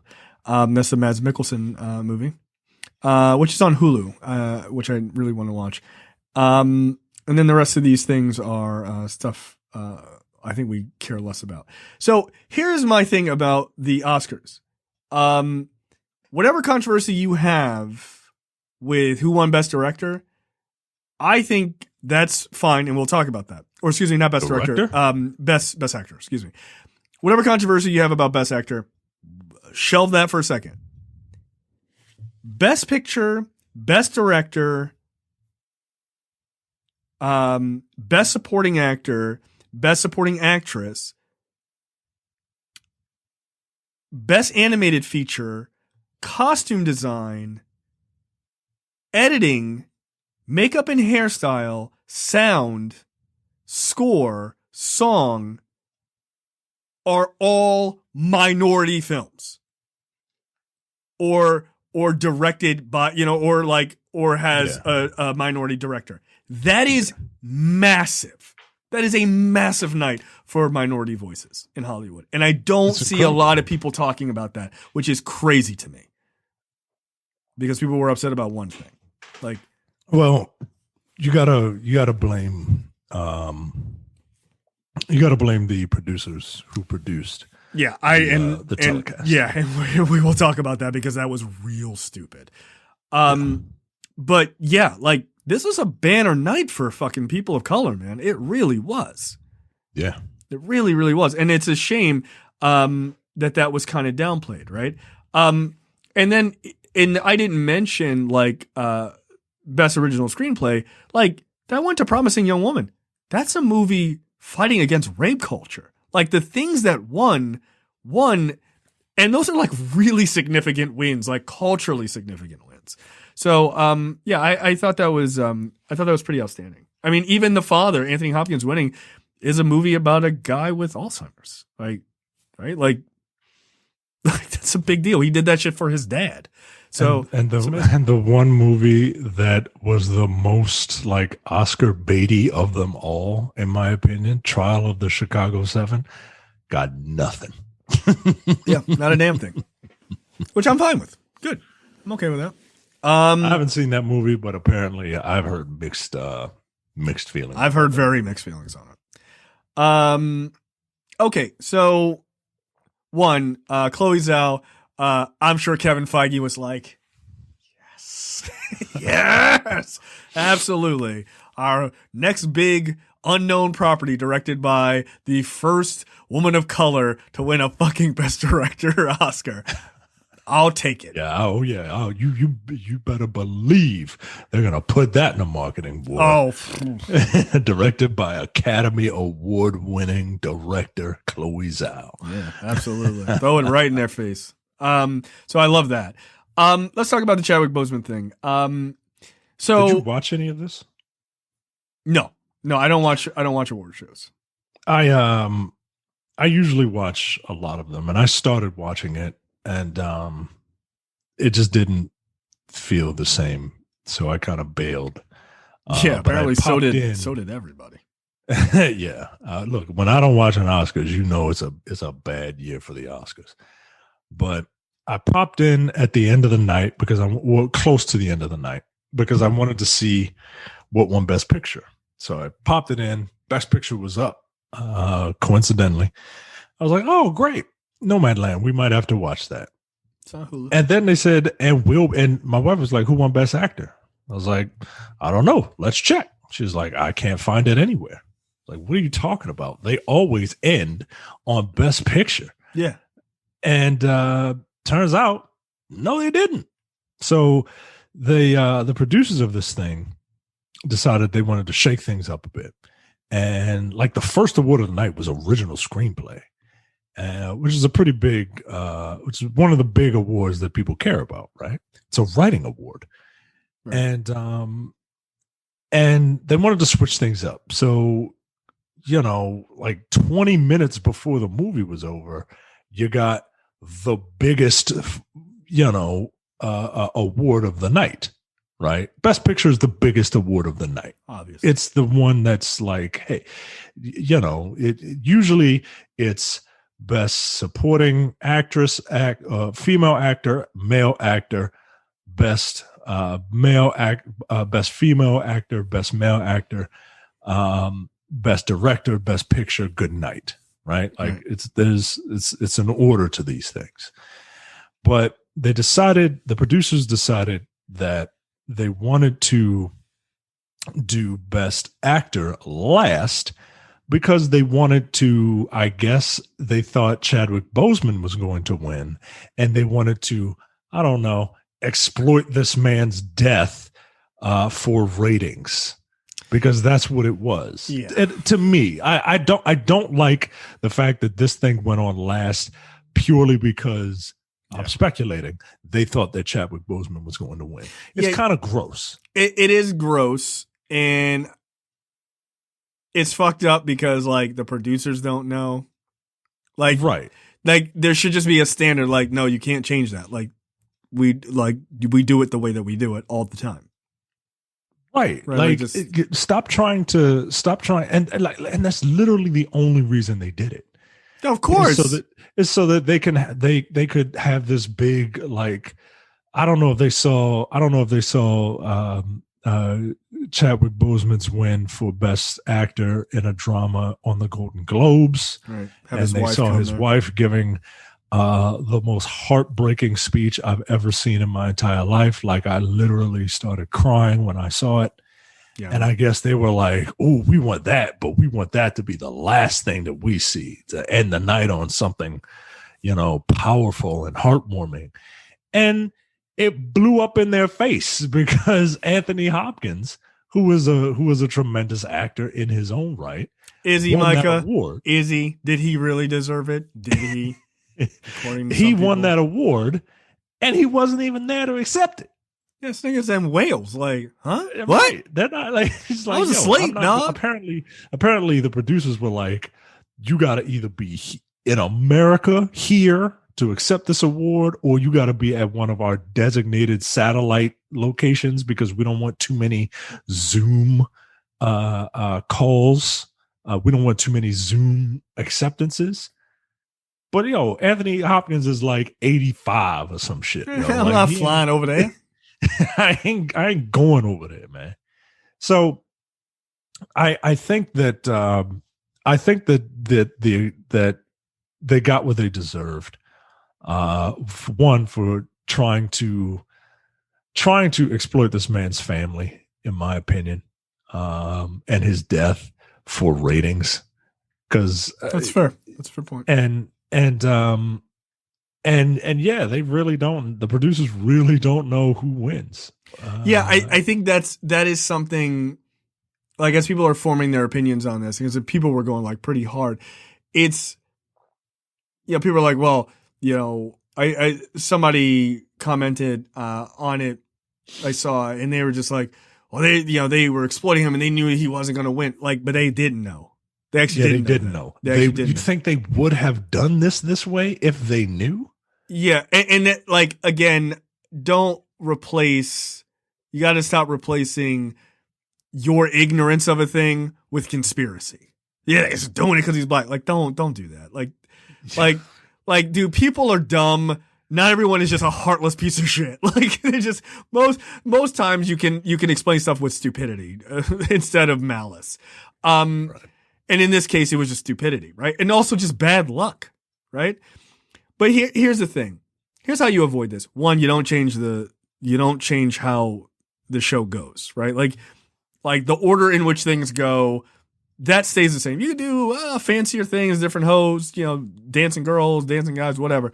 You can do all of that. but don't change the order in which the certain things are laid out. It makes sense the way it's laid out. Best Picture, like you said, is the big award. Leave it at the end. It's not that fucking hard to understand. The best movie of the previous year. Come on, man. Like why are we? That's why we're here, right? Like all the other things are literally what are components of a film to what the best film is. Right? Like it literally makes sense, right? You don't trickle down going the other way. Like that's like giving the Super Bowl, like the Vince Lombardi trophy to the Super Bowl winning team and then going back and giving them their conference trophy. Yeah, like, right. That doesn't make sense. Like why? But should not. All right. That doesn't make any sense. Like you won this conference. Thanks. I guess. Yeah, no shit. Yeah, that's why I'm here. Even I know that and I don't watch sports. So yeah, that part doesn't really make sense and they shouldn't do that.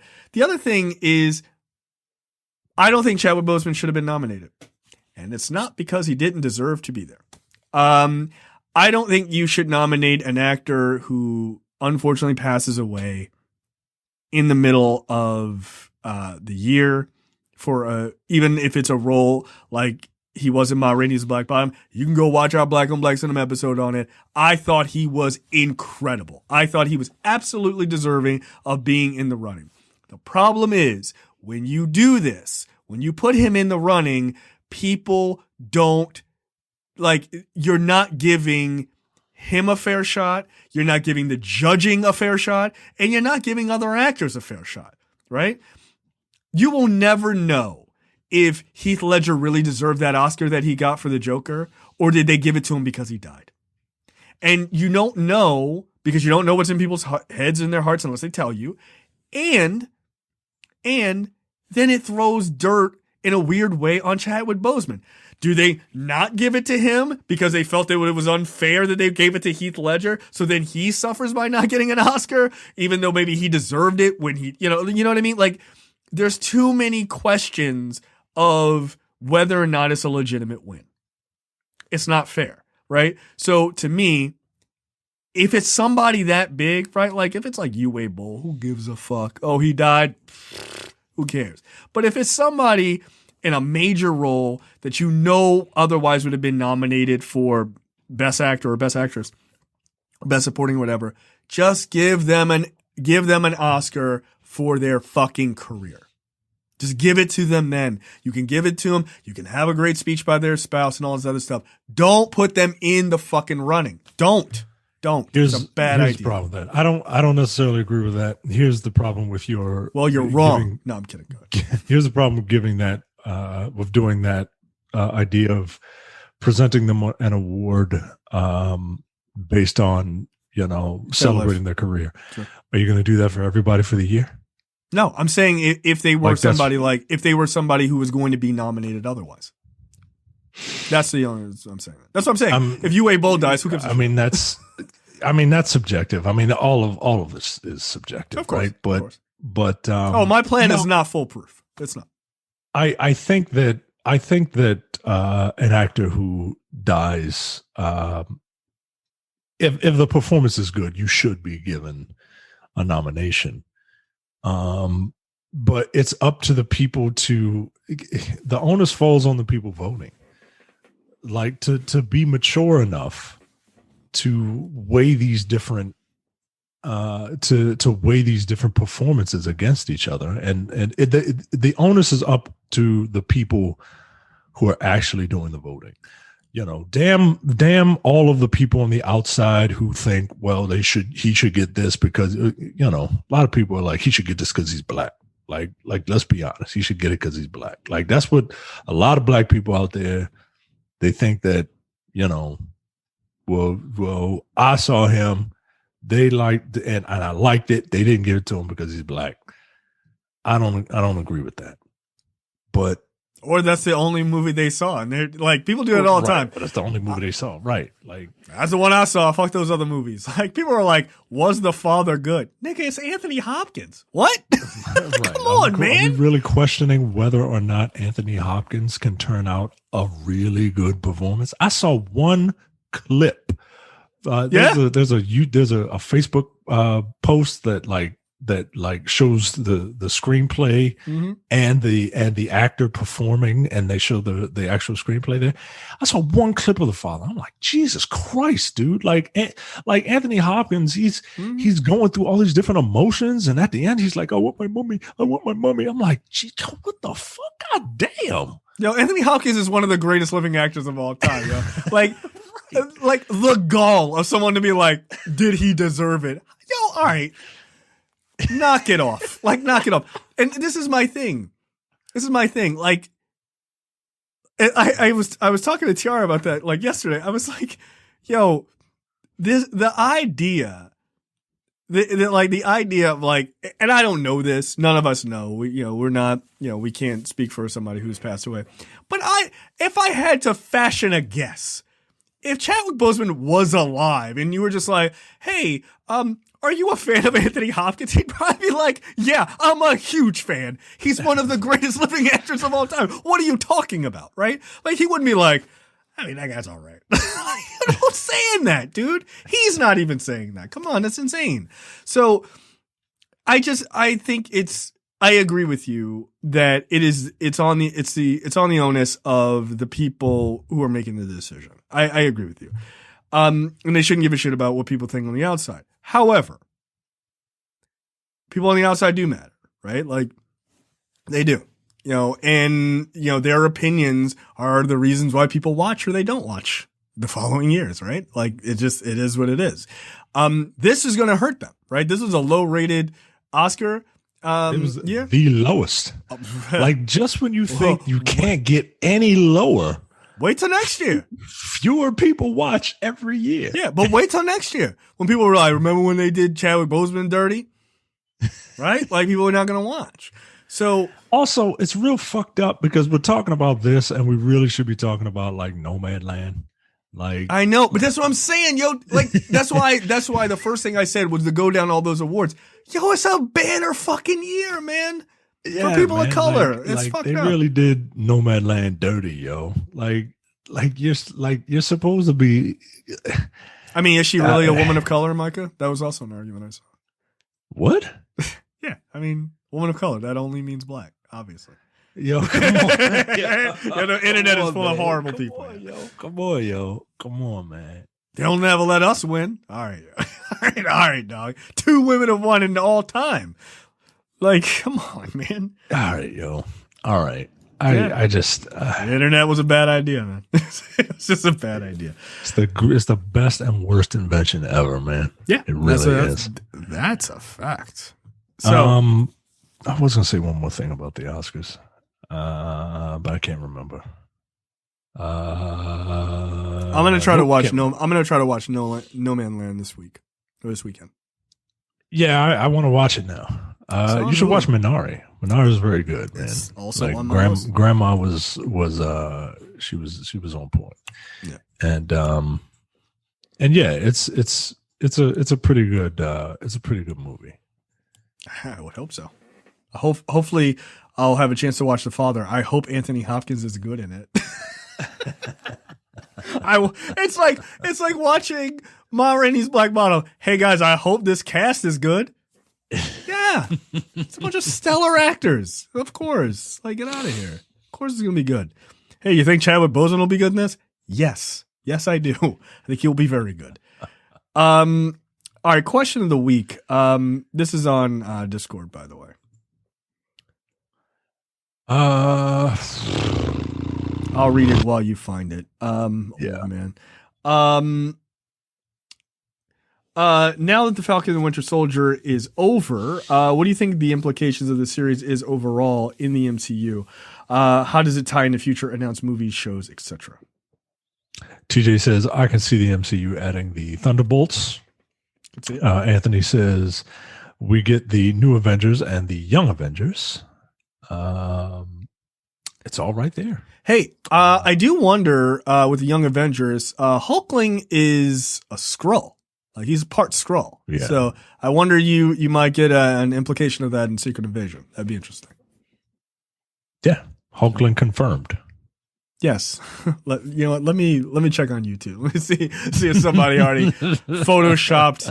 I don't know what's that one guy they keep putting in the MCU, like I don't know, like Jensen Ackles as Hulkling or something. I mean, think about it this way: if Sharon Carter is a Skrull, then the next thing Sharon Carter is in then Sharon Carter must be in Fantastic Four, because we all know that the Fantastic Four battle the Skrulls, and if Sharon Carter is in Fantastic Four, then because she's a Skrull, and then once you have the Fantastic Four, then you have Annihilus, because the Fantastic Four have fought Annihilus at one point. And so Annihilus is confirmed to be the next big bad. Obviously. There you go. Yo, I just searched on YouTube, Hulkling confirmed. Yo, let me call out these specific channels, yo. These are garbage. Garbage. Stop watching this shit. Everything Always. A year ago. A third Hulk in the MCU? New Avengers Hulkling explained. Marvel Phase 4. Lies. This is a year ago. Lies. This shit has 159,000 views. Hulkling possibly cast in WandaVision. MCU from Young the Avengers. Illuminati, Hulkling confirmed to debut in WandaVision. Confirmed. Hulkling is confirmed to debut in WandaVision, and connection to Sword revealed. 3 years ago, major news. Hulk is in the Hulkbuster confirmed. All right, keep going to Illuminati, yo. Keep going to Illuminati for all your shit. All right, yo. This is trash. Just comic book character confirmed. These channels keep coming.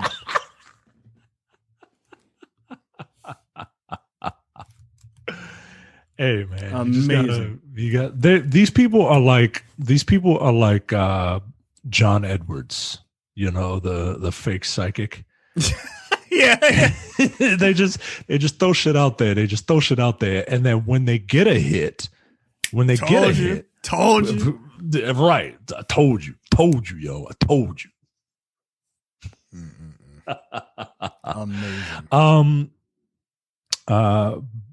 Beneficent One says, I think we might get the Ultimates bankrolled by the Wakandans after Cap 4. Mac Taz says, don't know and don't care. Just tell me when and where to show up and how much money to bring. I mean, yeah, I like that answer. I mean, you ain't wrong. I always want to say Mr. Rogers. It's M. Rogers. It is Mr. Rogers. That's it's Mr. Rogers. That's what we call it. Okay, well, or it's actually it's Mr. Odgers. Mr. Odgers says, if I didn't look like a wrong enough asshole with WandaVision, could Sharon Carter be selling secrets to a revamped Han, Golden Skull? Who knows? I just know I'll be fucking wrong. Look, I don't mind wild speculation as long as you know that you are going to be wrong. Yep, that's it. By the way, Mr. Rogers confirmed for Secret Invasion. Hulkling confirmed. Shut up, yo. That was a year ago, yo. You weren't even close. Confirmed for WandaVision, my nigga. Like, come on, yo. How do you think that's gonna work out? Who's still watching these videos? This episode is gonna be called. I'm gonna Photoshop something and just call it whatever confirmed. And when you turn it on, I'll be like, this is a lie. Stop clicking on shit, idiots. Jesus Christ, 159,000 views. Oh man, it's because people eat that shit up, man. They love trash, man. They love trash. Maybe I was wrong about you not putting that Ant-Man animatic up. Apparently, you were on the bleeding edge with that. Nigga, we could have been famous. We could have been famous. At least I didn't lie. I didn't say it was confirmed. Hulkling confirmed. Wow. G. Sutherland says, I'm honestly just ready for a deeper dive into what happens in those 5 years. It's so much great story ready to be mined. Also ready to see what the cosmic side has in store for us. And of course, and one word, of course, mutants. Thank you for all that you do, as always. Oh, wow. Thank you. Yeah. Appreciate it. We appreciate it. Our appreciation is confirmed.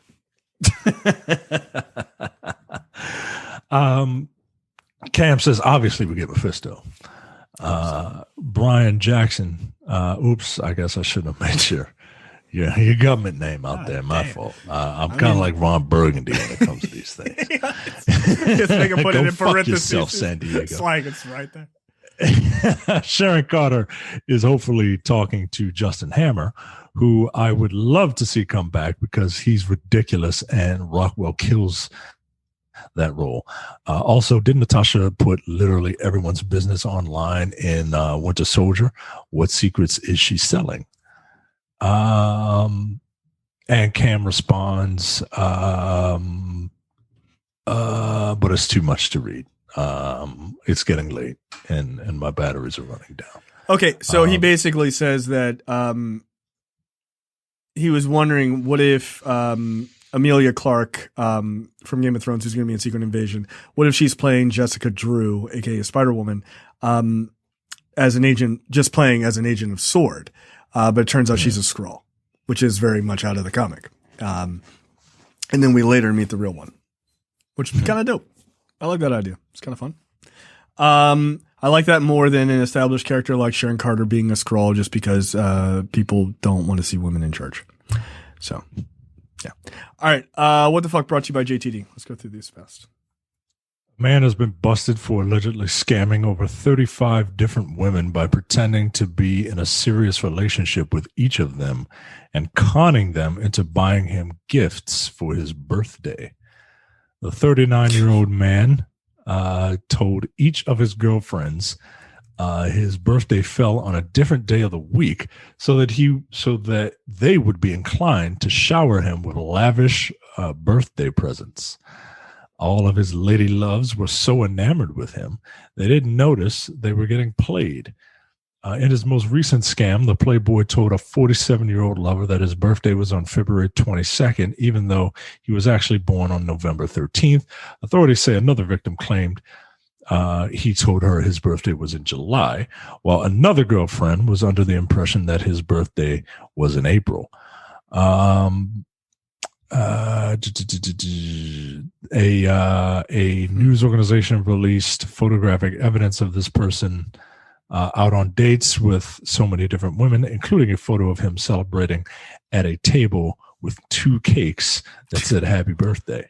Wow. This person swindled his girlfriends out of $984 US is the conversion rate. There's a hint. Before the women banded together to bust him. Where does this take place? You ain't gonna get it. You ain't gonna get it. China?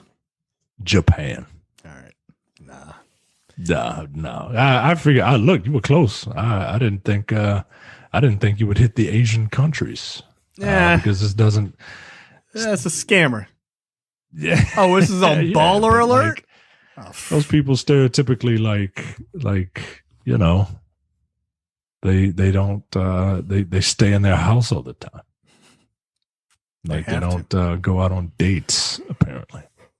And this dude is just like, yeah, I'm going to all the dates. More for me. Yeah. Y'all stay on lockdown. I got it. Well, my story is also on Baller Alert, which is wild. Former salon owner indicted on a slew of counts after clients contract HIV from vampire facials. What? What? So none of what you said just makes sense. So this person, the owner of a VIP beauty salon and spa, does a number of things. Vampire facials being one of them, where you take blood from a person, and then you put that blood back into another person, and the blood has a healing, supposedly has healing abilities. And so they inject blood into their face. What kind of European bullshit is this? Yeah, I mean, Germany, New Mexico, USA, New Mexico, USA. Yes. Jesus. Okay, right. USA. Yeah, no. This person, at least 2 of the salon's clients contracted HIV because of this, which is yeah, I would imagine. No, you got to die. Yeah, apparently they hit this person. A total of 137 clients received unlicensed and fraudulent services from Ramos de Ruiz. According to a copy of the indictment, this person was using dangerous drugs and medical products that required an order from a licensed physician. Inspectors claim that the apparatus used to extract clients' blood and return it to their own skin was not properly disinfected or cleaned. On top of that, Ruiz hung fake diplomas and educational certificates inside the salon, claiming that she was trained to perform Botox procedures and vampire facials. Yes, because, you go to the School of Transylvania to get that license, I guess. But yeah, she was doing vampire facials, like butt sculpting. Like, this is like a bunch of fix a flat in your ass and all that other stuff. So yeah, yeah, she did breast and buttock sculpting, cellulite treatments, as well as vampire facials. Hey guys, no, don't do that. Don't go to a salon to get your ass and titties sculpted. Like, go to a professional doctor. Don't go on the cheap. Don't go. People trying to get it done at Walmart. Like, knock it off. Yeah, you can't cheap out on that stuff. You're gonna do it. Like, do it. Yeah, spend the money. Yeah, don't half-ass it. Yeah, I've seen. Yeah, well, literally. For some of these people, quite literally, and that's fucked up that these people contracted HIV. That part's not funny. Yeah, but this person should be thrown under the fucking prison. You can't do that. Trailers this week. Sweet Tooth. This is based on a DC or a Vertigo comic, incidentally. It's a Netflix series that's coming up. It is about, in the future, there are these animal-human hybrids that pop up, and people are not aware of whether or not the hybrids are causing massive disease or they're a product of it. So apparently it's like a dystopian future kind of thing, but apparently it's a pretty good comic. It's 40 issues, I think. So I've never read Sweet Tooth. I honestly never even heard of it before this. So it looks interesting. I don't think the trailer gives you a lot. Yeah, going by the trailer, I'm not watching it. I just right. It's not doing anything for me. I hope all you fans out there who are fans of this, I hope you enjoy it. But this is not for me. Okay. Yeah, like I'm pretty much. I'll wait to hear from people who watch the comic if they read the comic, hear their opinions on whether or not it's worth getting into. Next up, allow me to give my opinion of this first, please. This is. I totally forgot about this. I was having a really good day. I was having a really good show, and I totally forgot about this stupid ass movie trailer. Just hold. This is a trailer for The Misfits. This is starring Pierce Brosnan, Jamie Chung, Tim Roth, and Nick Cannon, I believe, is in this. This is directed by Rennie Harlan, who directed Die Hard 2, Die Harder. Let me just say this. I don't know. I doubt that Rennie Harlan cut the trailer for this. That's not normally a thing that directors do. But this is, and I mean this with all sincerity, this is the worst cut trailer I have ever seen in my entire life. What the fuck is going on? Like the audio is bad. Like it's rushing. Like, am I high? Like what is going on in this trailer? It's awful. It's about a group of people who are, I guess, misfits trying to rob something. This doesn't look good, right? Like this looks like something that the director of Deep Blue Sea would make. Like, yeah, this is not. Yes, like, it does. Like this is not. It's trying to be like Ocean's 11, and it's giving off more of a "Now You See Me" vibe. I was gonna say that. It does feel like Now You See Me, and like the sequel that no one wanted to see, that wasn't called Now You Don't. Right, and it's called Now You See Me also, like Now You See Me too. Yeah, like, nah, yo, that's not the same. This doesn't look good. My feelings about this entire project can be summed up in the look of exasperation that Pierce Brosnan has at 1 minute and 40 seconds. I just cannot. Literally, I can't. And I love like heist movies. This looks horrible, right? But this looks atrocious. This looks like this. Nick Cannon is in it. No, Nick Cannon is in it doing a racist voice. Yeah, like yo, didn't you just get in trouble for some mad wild racist shit? Like you really jumping right back in? All right. Jamie Chung is in it. Like, okay. I mean, I don't have a problem with Jamie Chung, but it's like, okay. I know Awkwafina's not available. I guess literally any other Asian actress is not available. Did she start on The Real World? What are you doing?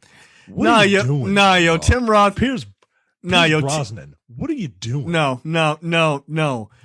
I like Pierce Brosnan and I like Tim Roth, but Tim Roth does a lot of bullshit, yo. He does a lot of bull. Didn't he do that show like Lie to Me or something for a while? No idea, dude. Like, yo, Tim Roth though. Like, Tim Roth has the same agent. I feel like that Michael Fassbender has. Like, yo, Tim Roth is a great actor, but he has made some fucking bad moves. Pierce Brosnan, I feel like that's also true. Like after he got out of the Thomas Crown Affair and James Bond world, like he did a lot of garbage too. And that's a shame. I'm hoping he redeems himself in as Dr. Fate. Black Adam. Yeah, I think he might be a cool Dr. Fate. This is not. I'm getting like Now You See Me, like bad Fast and Furious vibes, right? Like Fast and Furious 4. Not even. You know what? No, every single Fast and Furious movie looks better than this. Yeah, no, they all are. This is not. I cannot believe how bad that trailer was. Like that is the single worst trailer I've ever seen. This looks like trash, yo. And I hate describing movies that way. I really do, because it just belittles it. Like it simplifies down to things. It dumbs it down. But like this looks dumb. And I can't think of anything better to describe a dumb movie than calling it trash. No. Get this out of my face, man. Yeah. No, I'm good. Like I'm super good. I never need to see this movie. Yeah. Okay. That's it for us this week. I love how you had forgotten about it. I really did. I really did. Yo, it's so bad. I'm over here having fun looking at old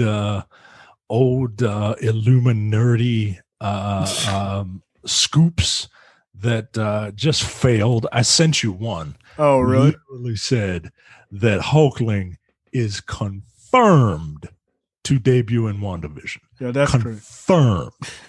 Dated in January 2020. I told you. Confirmed. Yeah, it's confirmed to be in WandaVision. They saw him. They say they saw him there. Wait, what? They saw him there? Apparently, some dude tweeted that he's coming soon, given the previous rumors suggesting that Wanda's son Wiccan would be making an appearance. it's only natural to assume that his boyfriend Teddy would follow suit. It's not. A story broke that Hulkling was being cast in an unspecified role. So we dug into the story deeper, and our curiosity paid off. We've gotten a direct confirmation of the show Teddy is going to be on. And they say that it specifically places him in WandaVision. Keep going to all these fucking dumbass sites and all these stupid ass people like us who are just speculating. But the difference is we're not telling you that Franklin Richards is going to be in Armor Wars. We're not saying stupid shit like that. Yo, like, again, my favorite thing to do on YouTube now is just type in a comic book character and just type the name confirmed. Yeah, just confirmed, just confirmed. Like it's confirmed. It's confirmed. We should title it. Who's the most off the wall character? Big Wheel confirmed. That should be the title of the show. That should be the title of the show, of this show right here. Yep. Big Wheel confirmed. And then you just put a picture of Big Wheel and just put and then just go to Getty Images and type in black guy, or just type in a picture of a guy and just say Big Wheel confirmed, and with a stock image of an actor and big yellow letters. Yeah, you know what? That's exactly what I'm going to do. That's exactly what I'm going to do. That's what I'm going to do. Big Wheel confirmed. Yep. And then they'll have to listen to the whole 2-hour show to realize that you're a stupid idiot. Yep. Yeah, you're an idiot. Like, what are you doing? Stop believing every dumb shit that gets put on the internet. Yo, I hate it. I hate it. Big Wheel. Fucking, Hulkling confirmed for WandaVision. Like, when's he showing up, guys? Like, which episode was it? Did I miss it? Wolverine confirmed. Like, no, it's not. Shit. Stop making it up. Why can't you just say, here's a theory. Just say that. Here's our guessing game. That's it. Major X-Men Cyclops Infinity Saga Easter egg a year ago. No, it wasn't.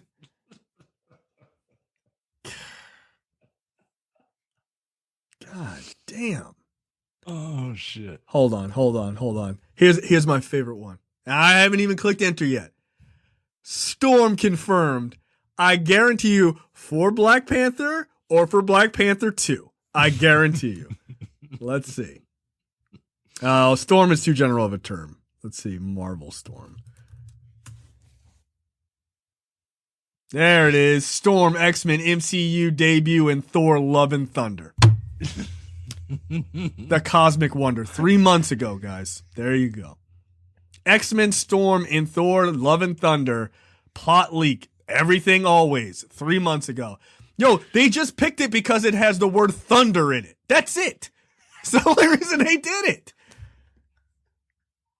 That's it. Oh, I hate y'all, yo. I hate y'all.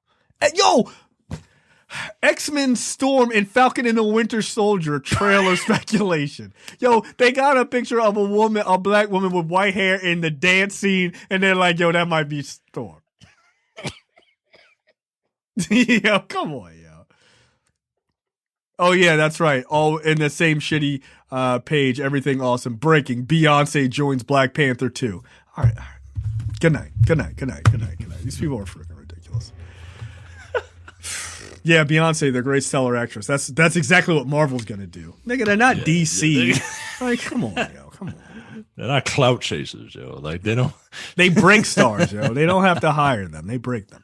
Right, because you know what happens when you get Beyonce? You got to pay Beyonce money. Yeah, no, pick somebody and make them a Beyonce.